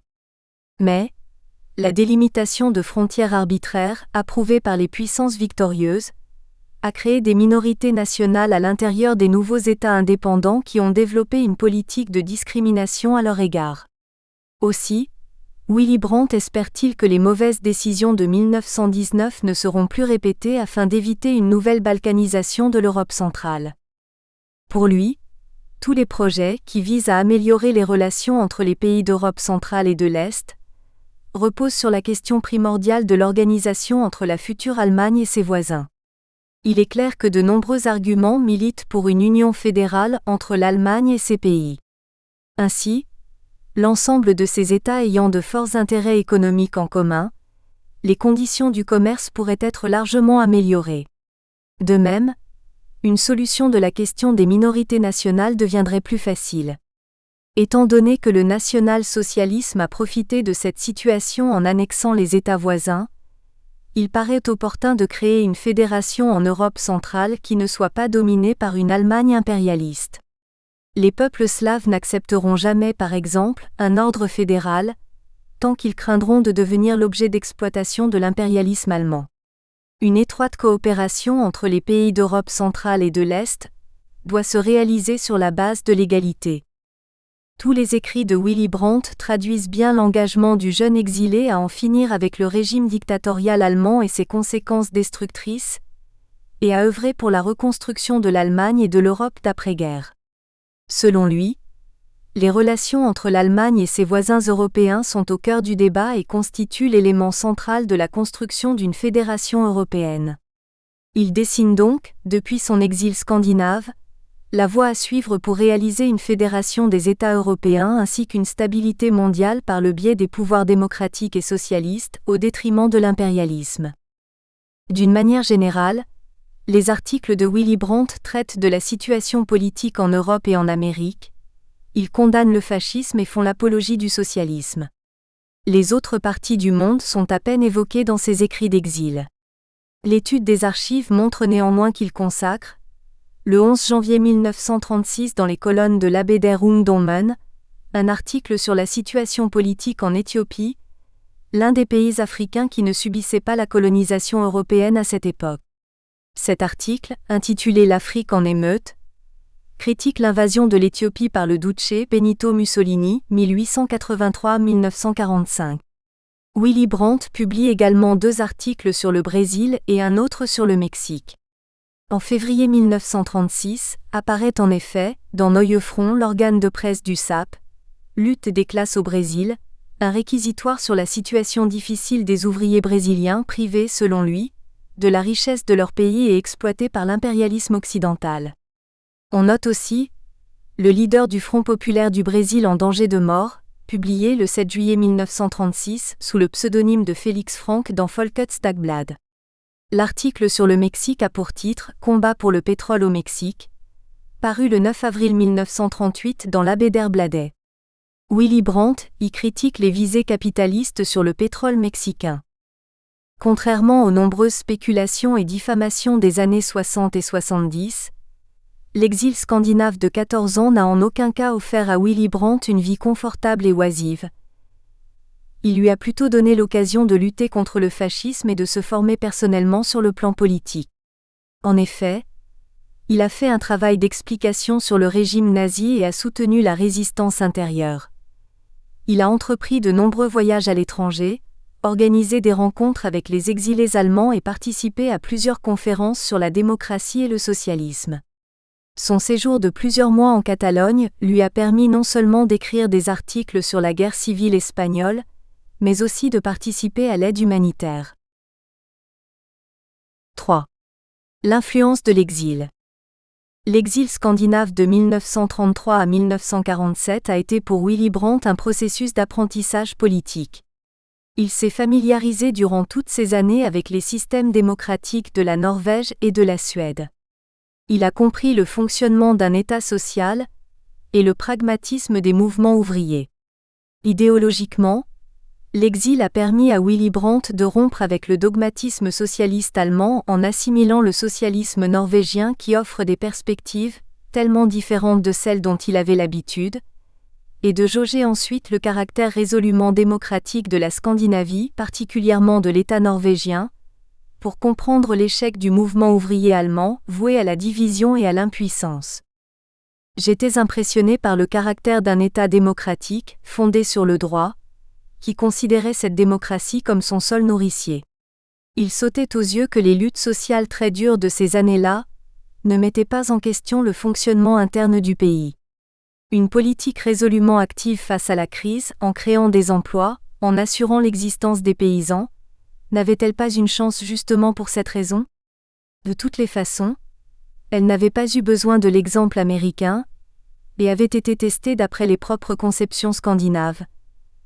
La simultanéité du New Deal de Roosevelt montrait à quel point la gauche allemande n'avait été à la hauteur de son époque. Fasciné par le socialisme non marxiste scandinave, fortement influencé par l'expérience anglo-saxonne de la démocratie et le travaillisme britannique, Willy Brandt va réussir à transformer, sous l'impulsion du mouvement ouvrier norvégien, les jeunes exilés allemands, redresseurs de tort, en socialistes pragmatiques. Pour lui, il n'est plus question de s'accrocher aux dogmes, mais de renouveler constamment le socialisme afin de séduire la nouvelle génération qui doit reconstruire l'Allemagne post-nazie. En outre, le natif de Lübeck a adhéré à certains courants politiques et intellectuels, le MODAG en Norvège et le Cercle de Stockholm en Suède. Ce qui lui a permis donc de se frotter au Gotha d'intellectuels, d'éminents politiques scandinaves ainsi que de résistants sociodémocrates européens. Nous pouvons citer entre autres personnalités importantes, Einar Gerhardsen, Alvar Lange, Gunnar Myrdal, Bruno Kreisky, Oscar Torp, etc. Par tous ces contacts, Willy Brandt a beaucoup appris sur la culture et l'évolution politique des autres pays. Il a également appris plusieurs langues, le norvégien, le suédois, l'anglais, le français, l'espagnol, etc.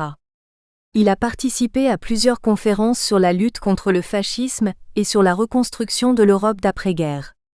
Il n'est pas inutile d'ajouter qu'il a aussi écrit des articles de journal, des brochures et plusieurs livres. Le travail de Willy Brandt en exil et ses nombreux voyages ont conduit à un élargissement de son horizon intellectuel, à une grande ouverture d'esprit ainsi qu'à l'établissement de nombreuses relations politiques et personnelles. De ce fait, nous ne pouvons pas réduire ses activités à une fonction ordinaire de journaliste ou à du tourisme politique. Alors, quel est l'impact réel que le séjour de Willy Brandt en Scandinavie a eu sur son engagement et sur sa vision politique, et particulièrement sur sa façon de concevoir la politique étrangère ? De son exil, a-t-il appris à voir l'Allemagne de l'extérieur et à tenir compte des positions étrangères ? Chapitre 2. Une CARRIERE politique à Berlin-Ouest. En novembre 1945, Willy Brandt est envoyé comme correspondant du journal norvégien Arbeiderbladet dans l'Allemagne d'après-guerre complètement détruite. Il rédige pour la presse ouvrière scandinave des articles sur le procès de Nuremberg, organisé par les vainqueurs de l'Allemagne nazie. En effet, du 20 novembre 1945 au 1er octobre 1946, le tribunal militaire international juge 24 dirigeants du parti nazi, le NSDAP, Nationalsozialistische Deutsche Arbeiterpartei, et 8 organisations de l'Allemagne hitlérienne. Ceux-ci doivent répondre de crimes de guerre et de conspiration contre l'humanité. 12 accusés sont condamnés à mort, dont Hermann Göring, 1893 à 1946, le chef de la Luftwaffe, l'armée de l'air, et Joachim von Ribbentrop, 1893 à 1946, ministre des Affaires étrangères du Reich de 1938 à 1945. Willy Brandt résume ses impressions dans un livre, paru en 1946 à Oslo et Stockholm, qui n'est traduit qu'en 2007 en Allemagne. Il considère le procès de Nuremberg comme une nécessité pour surmonter le pouvoir national-socialiste, qui demeure le chapitre le plus sombre de l'histoire allemande. Il établit, de ce fait, une distinction entre la responsabilité politique, qui touche tous les Allemands du Troisième Reich, et la culpabilité individuelle qui doit être déterminée judiciairement. C'est pourquoi, il refuse que tous les Allemands soient qualifiés de criminels. Il s'oppose énergiquement à la thèse de la culpabilité collective, en écrivant dans le premier chapitre de son livre. Les sentences capitales contre des milliers d'Allemands, adversaires des nazis, l'incarcération des centaines de milliers de travailleurs et intellectuels allemands dans des prisons, des maisons de correction et des camps de concentration devraient être une preuve suffisante contre l'affirmation insensée que tous les Allemands ont été des nazis. Willy Brandt montre ainsi qu'il y a eu une autre Allemagne, et regrette que les puissances victorieuses n'aient pas permis aux juges allemands de demander, à Nuremberg, des comptes aux criminels nazis au nom du peuple allemand. Cependant, son livre ne se contente pas de traiter du procès des criminels de guerre, mais il décrit aussi les conditions de vie en Allemagne pendant le dur hiver 1945-46 et la situation dans les zones d'occupation. La politique des Alliés, la dénazification et la rééducation, les difficultés de la reconstruction économique, le rétablissement des partis, les premières élections. Willy Brandt, en véritable observateur, car il a entrepris plusieurs voyages à travers sa patrie dévastée avant d'écrire le livre, parle des espoirs futurs de la société allemande après l'effondrement. Il ne fait aucun doute pour lui que l'avenir de l'Allemagne s'inscrit dans le cadre européen. Les nazis ont essayé de germaniser l'Europe. Maintenant, il est important d'européaniser l'Allemagne. Cela ne doit pas passer par un morcellement, encore moins en jouant un groupe d'Allemands contre un autre. Le problème de l'Allemagne et de l'Europe peut être réglé seulement par le fait que l'Ouest, l'Est et celui qui se trouve au milieu soient unis.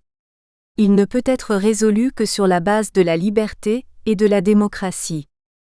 En janvier 1947, Willy Brandt obtient par le biais de Halvard Lange, 1902 à 1970, désigné ministre des Affaires étrangères, un poste d'attaché de presse dans la mission militaire norvégienne auprès du Conseil de contrôle allié à Berlin. Il assume efficacement cette responsabilité, sans toutefois renoncer à ses ambitions politiques. Cette option l'oblige, un an plus tard, à abandonner la citoyenneté norvégienne avec tous les avantages financiers et matériels, pour prendre en charge, en janvier 1948, les fonctions de représentant du comité directeur du SPD à Berlin. Le 1er juillet 1948, il obtient de nouveau la nationalité allemande, dont l'avaient déchu les nationaux socialistes en 1938. Il est par la suite réhabilité dans ses droits civiques, juridiques et politiques avec en prime l'acquisition définitive du nom Willy Brandt. Dès lors, sa carrière politique prend une orientation déterminante à Berlin et le SPD lui offre un cadre idéal où il fera émerger sa vision politique, conçue en l'exil. 1. Bourgmestre REGNANT de Berlin-Ouest. La carrière politique de Willy Brandt commence véritablement en 1949, quand il est élu député social-démocrate de Berlin-Ouest dans le premier Bundestag. Il siégera à la première chambre du Parlement fédéral de 1949 à 1957, de septembre à décembre 1961 et de 1969 jusqu'à sa mort en 1992, soit au total 31 ans. En 1949, il devient aussi rédacteur en chef du Social-démocrate, le journal du parti à Berlin, qui prend plus tard le nom de Berliner Stadtblatt pour devenir un hebdomadaire après son départ. En 1950, il entre à la Chambre des députés Abgeordnetenhaus de Berlin-Ouest. Il n'abandonnera ce mandat que le 6 avril 1971. En automne 1953, lorsque le second Bundestag se réunit, Willy Brandt accède au comité directeur du groupe parlementaire du SPD. Cependant, il ne siège pas encore dans les instances suprêmes du mouvement. Il faut attendre 1958 et le congrès de Stuttgart pour qu'il soit élu membre du comité directeur du parti. Entre-temps, au sein de la section locale de Berlin-Ouest et d'une façon plus générale dans le Land de Berlin-Ouest, il s'est acquis de solides sympathies malgré ses rivalités avec l'homme fort du SPD berlinois Franz Neumann. La presse locale le considère même comme l'homme politique le plus moderne et le plus dynamique.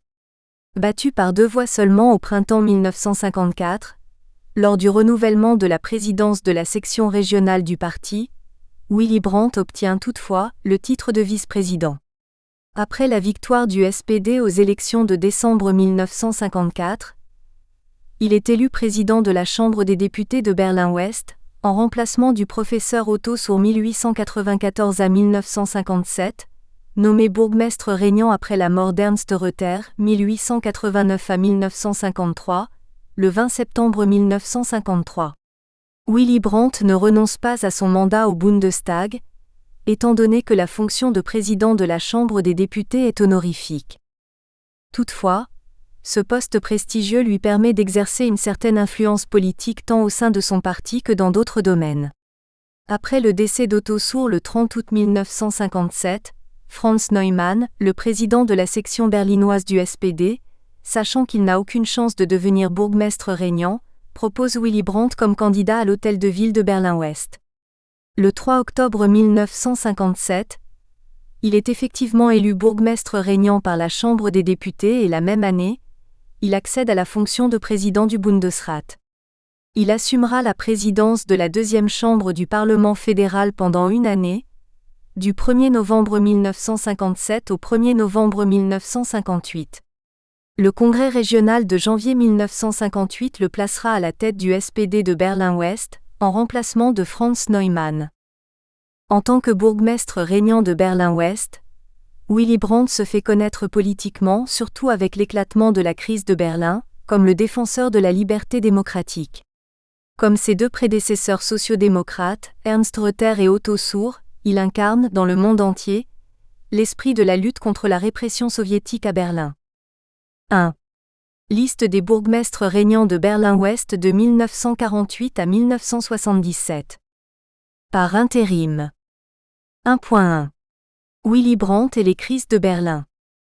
Lors du blocus de Berlin-Ouest, enclavé dans la zone d'occupation soviétique, l'URSS coupe toutes les voies d'accès terrestre et fluvial avec l'Allemagne de l'Ouest. Les Américains organisent un gigantesque pont aérien pour ravitailler les Berlinois des secteurs occidentaux. Un atterrissage par minute pendant un an, soit un total de 275 000 vols et le transport de 2,5 millions de tonnes de matériel. La première crise de Berlin qui dure 11 mois, c'est-à-dire de juin 1948 à mai 1949, fait de Berlin-Ouest le symbole de liberté pour l'Occident. Willy Brandt et son mentor en politique, Ernst Reuter, élu bourgmestre régnant de Berlin-Ouest pendant le blocus, luttent pour consolider le front de la liberté, face à la vague totalitaire que veut imposer l'Union soviétique à l'Allemagne. Le 9 septembre 1948, Ernst Reuter prononce un discours devant les ruines du Reichstag, dans lequel il appelle le monde entier à faire face à l'oppression soviétique et à ne pas abandonner Berlin. Peuple du monde, peuple d'Amérique, peuple d'Angleterre, peuple de France, peuple d'Italie. Voyez cette ville, et admettez que vous ne devez pas, que vous ne pouvez pas l'abandonner, ni elle ni son peuple. Il n'y a qu'une possibilité pour nous tous. Être aussi longtemps ensemble jusqu'à ce que ce combat soit gagné, jusqu'à ce que ce combat soit enfin couronné par la victoire sur les ennemis, par la victoire sur le pouvoir des ténèbres. Willy Brandt, qui est très proche du maire de Berlin-Ouest aussi bien en politique que sur le plan personnel, partage cette conviction et son anticommunisme. Le 12 mai 1949, date de la levée du blocus, il se prononce clairement dans les colonnes d'un journal hambourgeois pour l'intégration économique et politique de Berlin-Ouest dans la République fédérale. Il fait également une autre analyse de la fin du blocus. Pour Berlin, le 12 mai ne signifie pas la fin de la lutte pour la liberté et pour l'administration autonome, mais le début d'une nouvelle période de combat. Pendant son mandat de bourgmestre régnant de Berlin-Ouest, une seconde crise se produit le 10 novembre 1958 à Berlin, traduisant toujours les tensions entre les 2 blocs qui s'opposent dans le contexte de la guerre froide. En effet, Nikita Khrouchtchev, 1894 à 1970, le président du Conseil des ministres de l'URSS, pose un ultimatum aux trois occupants occidentaux, les États-Unis, la France et la Grande-Bretagne. En exigeant que Berlin devienne une ville libre et démilitarisée, placée sous le contrôle de l'ONU, il demande le retrait de toutes les troupes alliées de la ville. Son objectif est, en réalité, d'intégrer la moitié ouest de la ville dans le domaine d'influence soviétique. Après avoir demandé aux Berlinois de garder leur calme, Willy Brandt exprime un refus catégorique face aux propositions de Khrouchtchev. Dans sa déclaration devant le Sénat, il affirme que la partie libre de Berlin appartient au monde libre comme un élément permanent. L'ultimatum de Khrouchtchev et la seconde crise de Berlin propulsent Willy Brandt sur le devant de la scène politique allemande et internationale. Le maire de Berlin-Ouest décide de parcourir l'Europe occidentale et les États-Unis non seulement pour leur rappeler le sort auquel sont confrontés la ville et ses habitants, mais aussi pour montrer du doigt le laxisme dont fait preuve, dit-il, le chancelier fédéral, Konrad Adenauer, à l'encontre des soviétiques. Il préconise une attitude de fermeté vis-à-vis de l'URSS, et appelle les Occidentaux à défendre vigoureusement la cause de la paix et de la liberté. Au cours de son tour du monde pour promouvoir la liberté de Berlin, Willy Brandt n'hésite pas à défendre le statu quo de la ville, c'est-à-dire son administration quadripartite. Il estime que la question de Berlin ne peut être réglée que dans le cadre d'une négociation globale sur l'avenir de l'Allemagne. Mais il précise aussi que, pour que la ville de Berlin-Ouest soit viable économiquement, il faut que celle-ci soit liée à la République fédérale. Il fait une escale à Paris où il est interviewé par Michel Gordet, journaliste à France Soir. Dans cette interview, Willy Brandt affirme : « Je ne suis pas partisan d'un non brutal à Moscou. J'estime qu'on ne peut négocier avec un ultimatum sur la table. D'ailleurs, la note soviétique ne prévoit même pas de véritable négociation. Elle dit en somme : avalez cette amère potion, sinon nous ferons de toute façon ce que nous avons décidé de faire à Berlin dans 6 mois. Notre nom doit donc être clair et ferme, mais il ne doit pas fermer la porte à toutes les conversations avec les Russes. » Grâce aux réactions résolues des trois puissances occidentales et du bourgmestre régnant de Berlin-Ouest, l'ultimatum de Khrouchtchev est resté sans effet. Toutefois, en 1961, le dirigeant soviétique essaye de profiter de l'inexpérience du jeune président américain John F. Kennedy, 1917 à 1963, au pouvoir depuis janvier et déjà embourbé dans la malheureuse affaire de la baie des cochons. La réunion de Vienne en avril 1961 tourne au cauchemar pour le président américain, qui doit subir une forte pression des soviétiques, et en particulier sur la question de Berlin. Finalement, John F. Kennedy repousse les exigences de l'URSS en réaffirmant les 3 principes intangibles de la politique américaine concernant Berlin, The Three Essentials. La présence américaine à Berlin-Ouest. Le libre accès des troupes américaines à Berlin-Ouest, ce qui veut dire le droit de transiter par le territoire de l'Allemagne de l'Est. La viabilité et la sécurité de la ville, et la possibilité pour la population de Berlin-Ouest de choisir son propre mode de vie. Devant l'intransigeance du président américain, le gouvernement de la République démocratique allemande, RDA, encouragé par les autorités soviétiques, dénonce ce qu'il présente comme des visées impérialistes et une politique d'agression des Occidentaux. Il fait édifier dans la nuit du 12 au 13 août 1961 un mur qui coupe la ville en deux, mettant ainsi fin à un exode massif vers l'ouest d'Allemands de l'Est, désireux d'échapper au régime communiste et aux privations économiques. Le mur de Berlin, appelé par les Occidentaux le mur de la honte, matérialise le rideau de fer que Winston Churchill 1874 à 1965 évoquait en 1946 et devient le symbole le plus tangible de la guerre froide et du déchirement de l'Europe. Résignés, les puissances occidentales ne peuvent protester que verbalement. Lors d'un voyage à Berlin le 26 juin 1963, presque 2 ans après la construction du mur, le président John F. Kennedy marque sa sympathie pour Berlin-Ouest en prononçant un discours historique.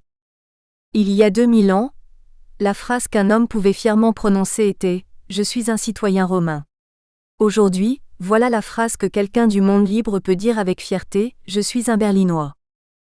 Le président américain indique par ces mots que tout habitant du monde libre se sent solidaire avec les Berlinois des secteurs américains, britanniques et français de la ville.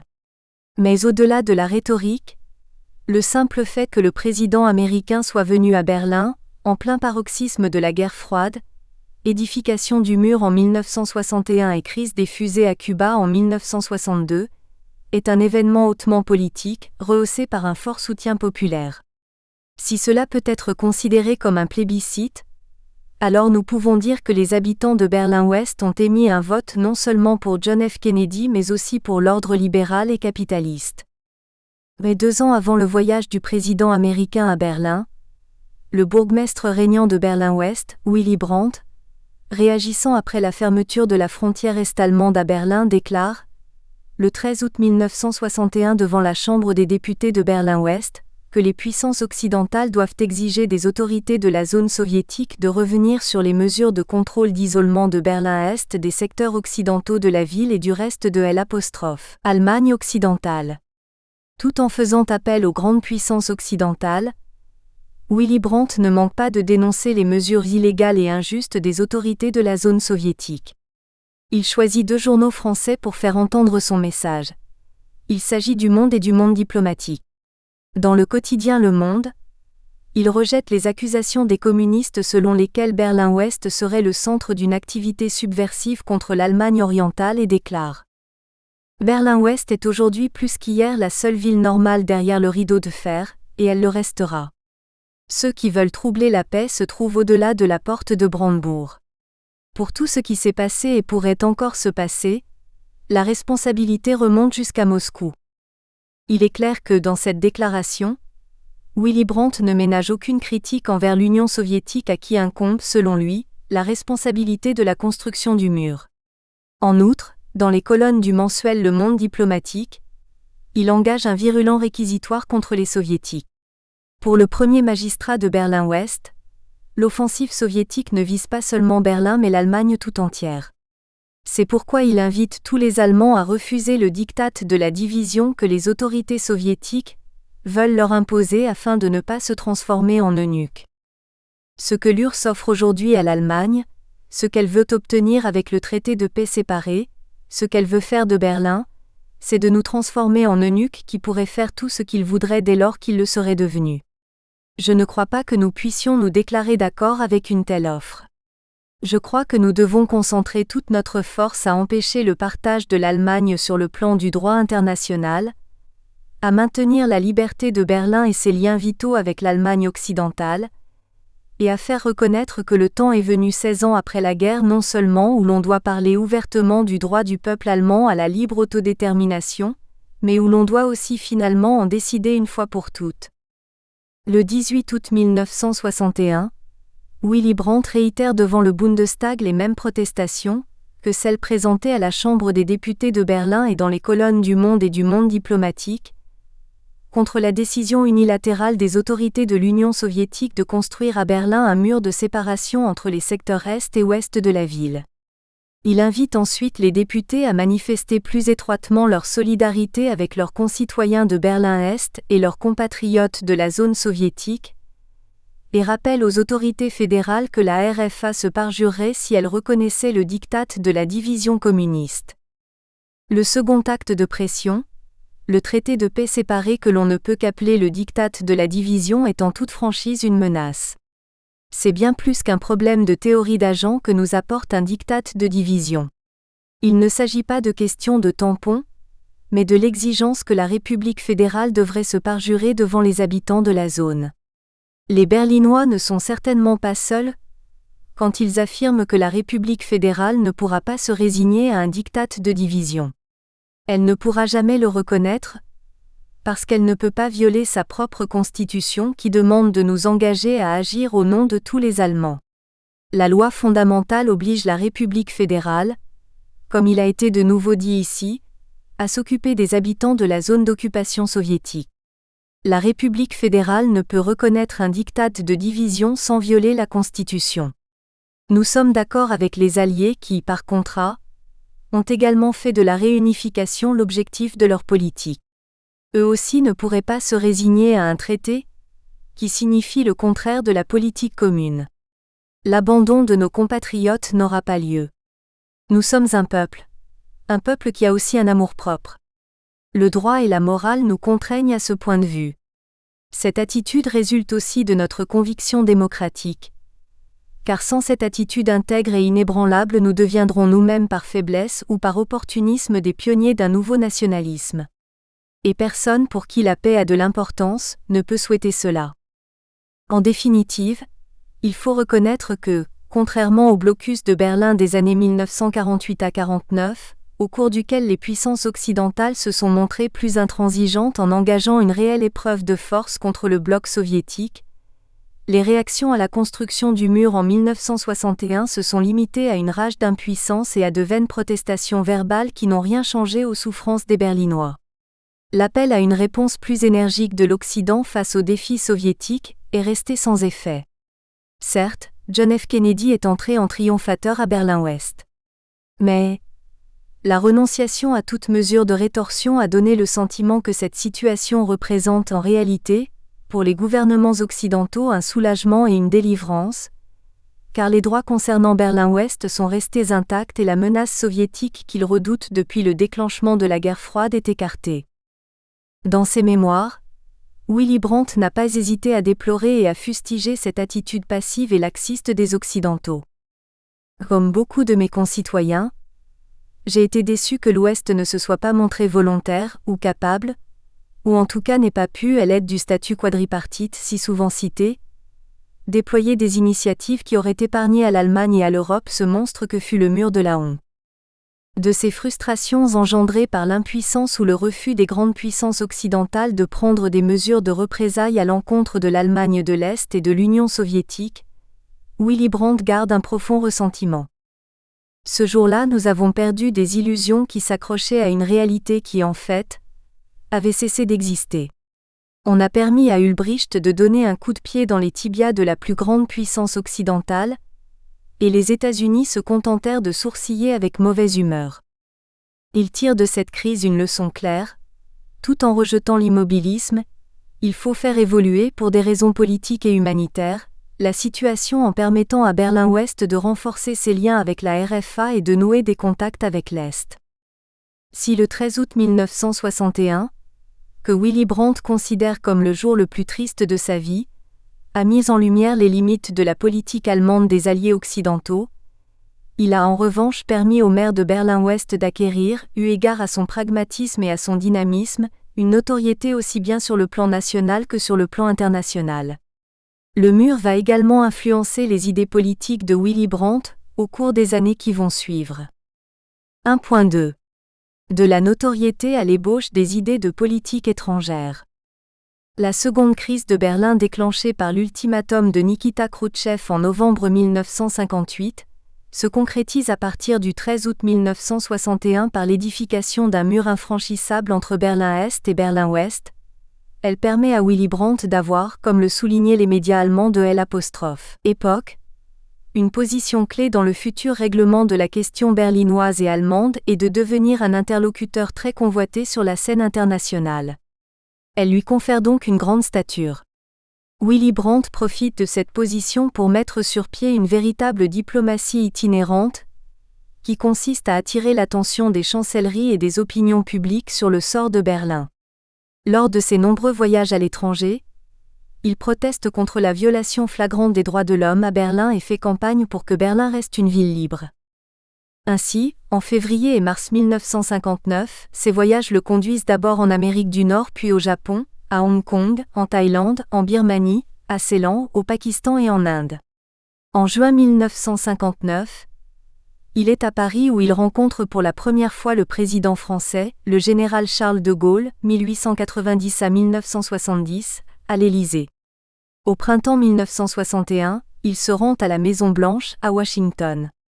Puis du 1er au 6 septembre 1961, il participe, à Belgrade, à la conférence des pays non alignés pendant laquelle il informe directement Jawaharlal Nehru, 1889 à 1964, le Premier ministre de l'Inde, de la situation de paix menacée à Berlin. L'Afrique n'est pas en reste. Du 4 au 22 novembre 1963, Il organise un programme africain qui le conduit dans 11 capitales du continent noir: Le Caire, Égypte; Kampala, Ouganda; Nairobi, Kenya; Dar es Salaam, Tanganyika; Zanzibar City, Zanzibar; Addis Abeba, Éthiopie; Lagos, Nigeria; Accra, Ghana; Abidjan, Côte d'Ivoire; Alger, Algérie. Au Kenya, lorsqu'il est reçu par le Premier ministre Jomo Kenyatta, 1894 à 1978, il se souvient qu'il a déjà rencontré cet homme à Paris en 1938 quand il était en exil. Outre ses rencontres avec les grandes personnalités politiques étrangères, Willy Brandt est sollicité pour plusieurs conférences sur les relations Est-Ouest. Le 13 mars 1958, il intervient devant l'Institut royal des affaires étrangères, Chatham House, à Londres. Dans son discours sur le conflit Est-Ouest vu depuis Berlin, le maire de Berlin-Ouest affirme qu'il n'envisage pas une solution séparée de la question berlinoise, mais au contraire, il prône une politique de la porte ouverte aussi bien entre les deux États allemands divisés qu'entre la RFA et les pays de l'Europe de l'Est. L'année suivante, le 5 février 1959, il est invité à Ottawa par l'Institut canadien des relations internationales. Une semaine plus tard, il est l'hôte de la célèbre ville américaine de Springfield, Illinois, pour la fête qu'elle organise annuellement en l'honneur d'Abraham Lincoln. Le 2 et 3 octobre 1962, il est invité par l'Université de Harvard, la plus ancienne des institutions d'enseignement supérieur des États-Unis, située à Cambridge dans le Massachusetts. Il y donne 2 conférences sur le thème de la coexistence, précisément sous le titre « La coexistence, le risque imposé ». Le texte sera publié plus tard. Dans ce livre, Willy Brandt plaide pour la transformation de la coexistence pacifique entre les deux blocs en une politique de rapprochement et non d'hostilité. Il constate que la politique de la force, politique der Stark, est un échec, devenu plus manifeste par la construction du mur de Berlin. Ainsi, considère-t-il que la confrontation peut être apaisée sans remettre en question le système bipolaire. Il estime que la véritable coexistence doit instaurer une relation de dialogue entre l'Est et l'Ouest, et dépasser la confrontation des blocs. Cette idée se rapporte aussi bien au contexte de la ville de Berlin qu'à celui des relations Est-Ouest. Les réflexions de Willy Brandt ne se limitent pas à jeter des ponts entre l'Est et l'Ouest, en passant de l'affrontement à la coopération. Elles s'étendent également aux relations entre nations riches et pauvres. Il déclare que les problèmes Nord-Sud viendront s'ajouter à l'antagonisme Est-Ouest, et qu'ils pourraient même un jour le supplanter. L'humanité courrait, ajoute-t-il, le risque d'une explosion sociale à l'échelle mondiale, einer weltweiten sozialen Explosion. En Allemagne, il prononce un discours remarqué devant l'Académie évangélique de Tutzing le 15 juillet 1963. Galvanisé par le discours de John F. Kennedy du 10 juin 1963 dans lequel celui-ci souhaite une décrispation des relations américano-soviétiques, afin d'éviter un conflit nucléaire qui pourrait être désastreux pour les deux nations, Willy Brandt critique non seulement l'immobilisme des autorités fédérales de Bonn mais aussi leur attitude de refus sempiternel à l'égard de la RDA et des pays de l'Europe de l'Est. Ce qui lui vaut une attention particulière de la presse. Pendant que Der Abend évoque une détente par le commerce, Die Welt parle d'une ingratitude envers Adenauer. Quant au Tagesspiegel, il affirme que le bourgmestre régnant de Berlin-Ouest cherche à établir un meilleur rapport avec Moscou. Il faut rappeler que le 1er juillet 1953, Willy Brandt, alors simple député, avait prononcé, lors d'un débat sur la politique étrangère de la RFA au Bundestag, un discours dans lequel il mettait déjà en garde le gouvernement de Bonn contre sa politique de rejet de la RDA, dangereuse pour l'unité allemande. La lutte pacifique pour la réunification doit prendre le pas sur toute autre préoccupation de notre politique étrangère. Les tergiversations et les hésitations de ceux qui apparemment craignent par-dessus tout qu'une scène politique, visant à la réunification, dérange leurs petits plans, ne nous mèneront à aucun progrès. Il terminait en s'exclamant : la peau de l'ensemble de l'Allemagne se trouve plus proche de nous que la chemise de la petite Europe. 10 ans plus tard, le discours de Tutzing est plus clair et plus cohérent. Nous sommes ni le poids qui fait pencher la balance, ni le contrepoids des États-Unis, ni le fer de lance de la guerre froide. La République fédérale a son rôle bien à elle à jouer dans le concert de l'Occident. Elle doit apporter sa propre contribution en proportion d'une responsabilité dont on ne peut la décharger. Willy Brandt entend par là inscrire une nouvelle démarche dans la politique étrangère de l'Allemagne de l'Ouest, afin de donner une grande place à la politique à l'Est. Elle doit associer l'Union soviétique et ses satellites dans la solution de la question allemande, et non engager une politique intransigeante à leur égard. Même si Egon Bahr, l'éminence grise de Brandt, a fait sensation à Tutzing avec sa formule du changement par le rapprochement, Wandel durch Annäherung, cela n'a pas diminué la portée de l'exposé. Nous espérons que vous avez apprécié cet aperçu. Pour continuer à écouter ce livre audio sur Google Play Livres, utilisez le lien dans la description de la vidéo.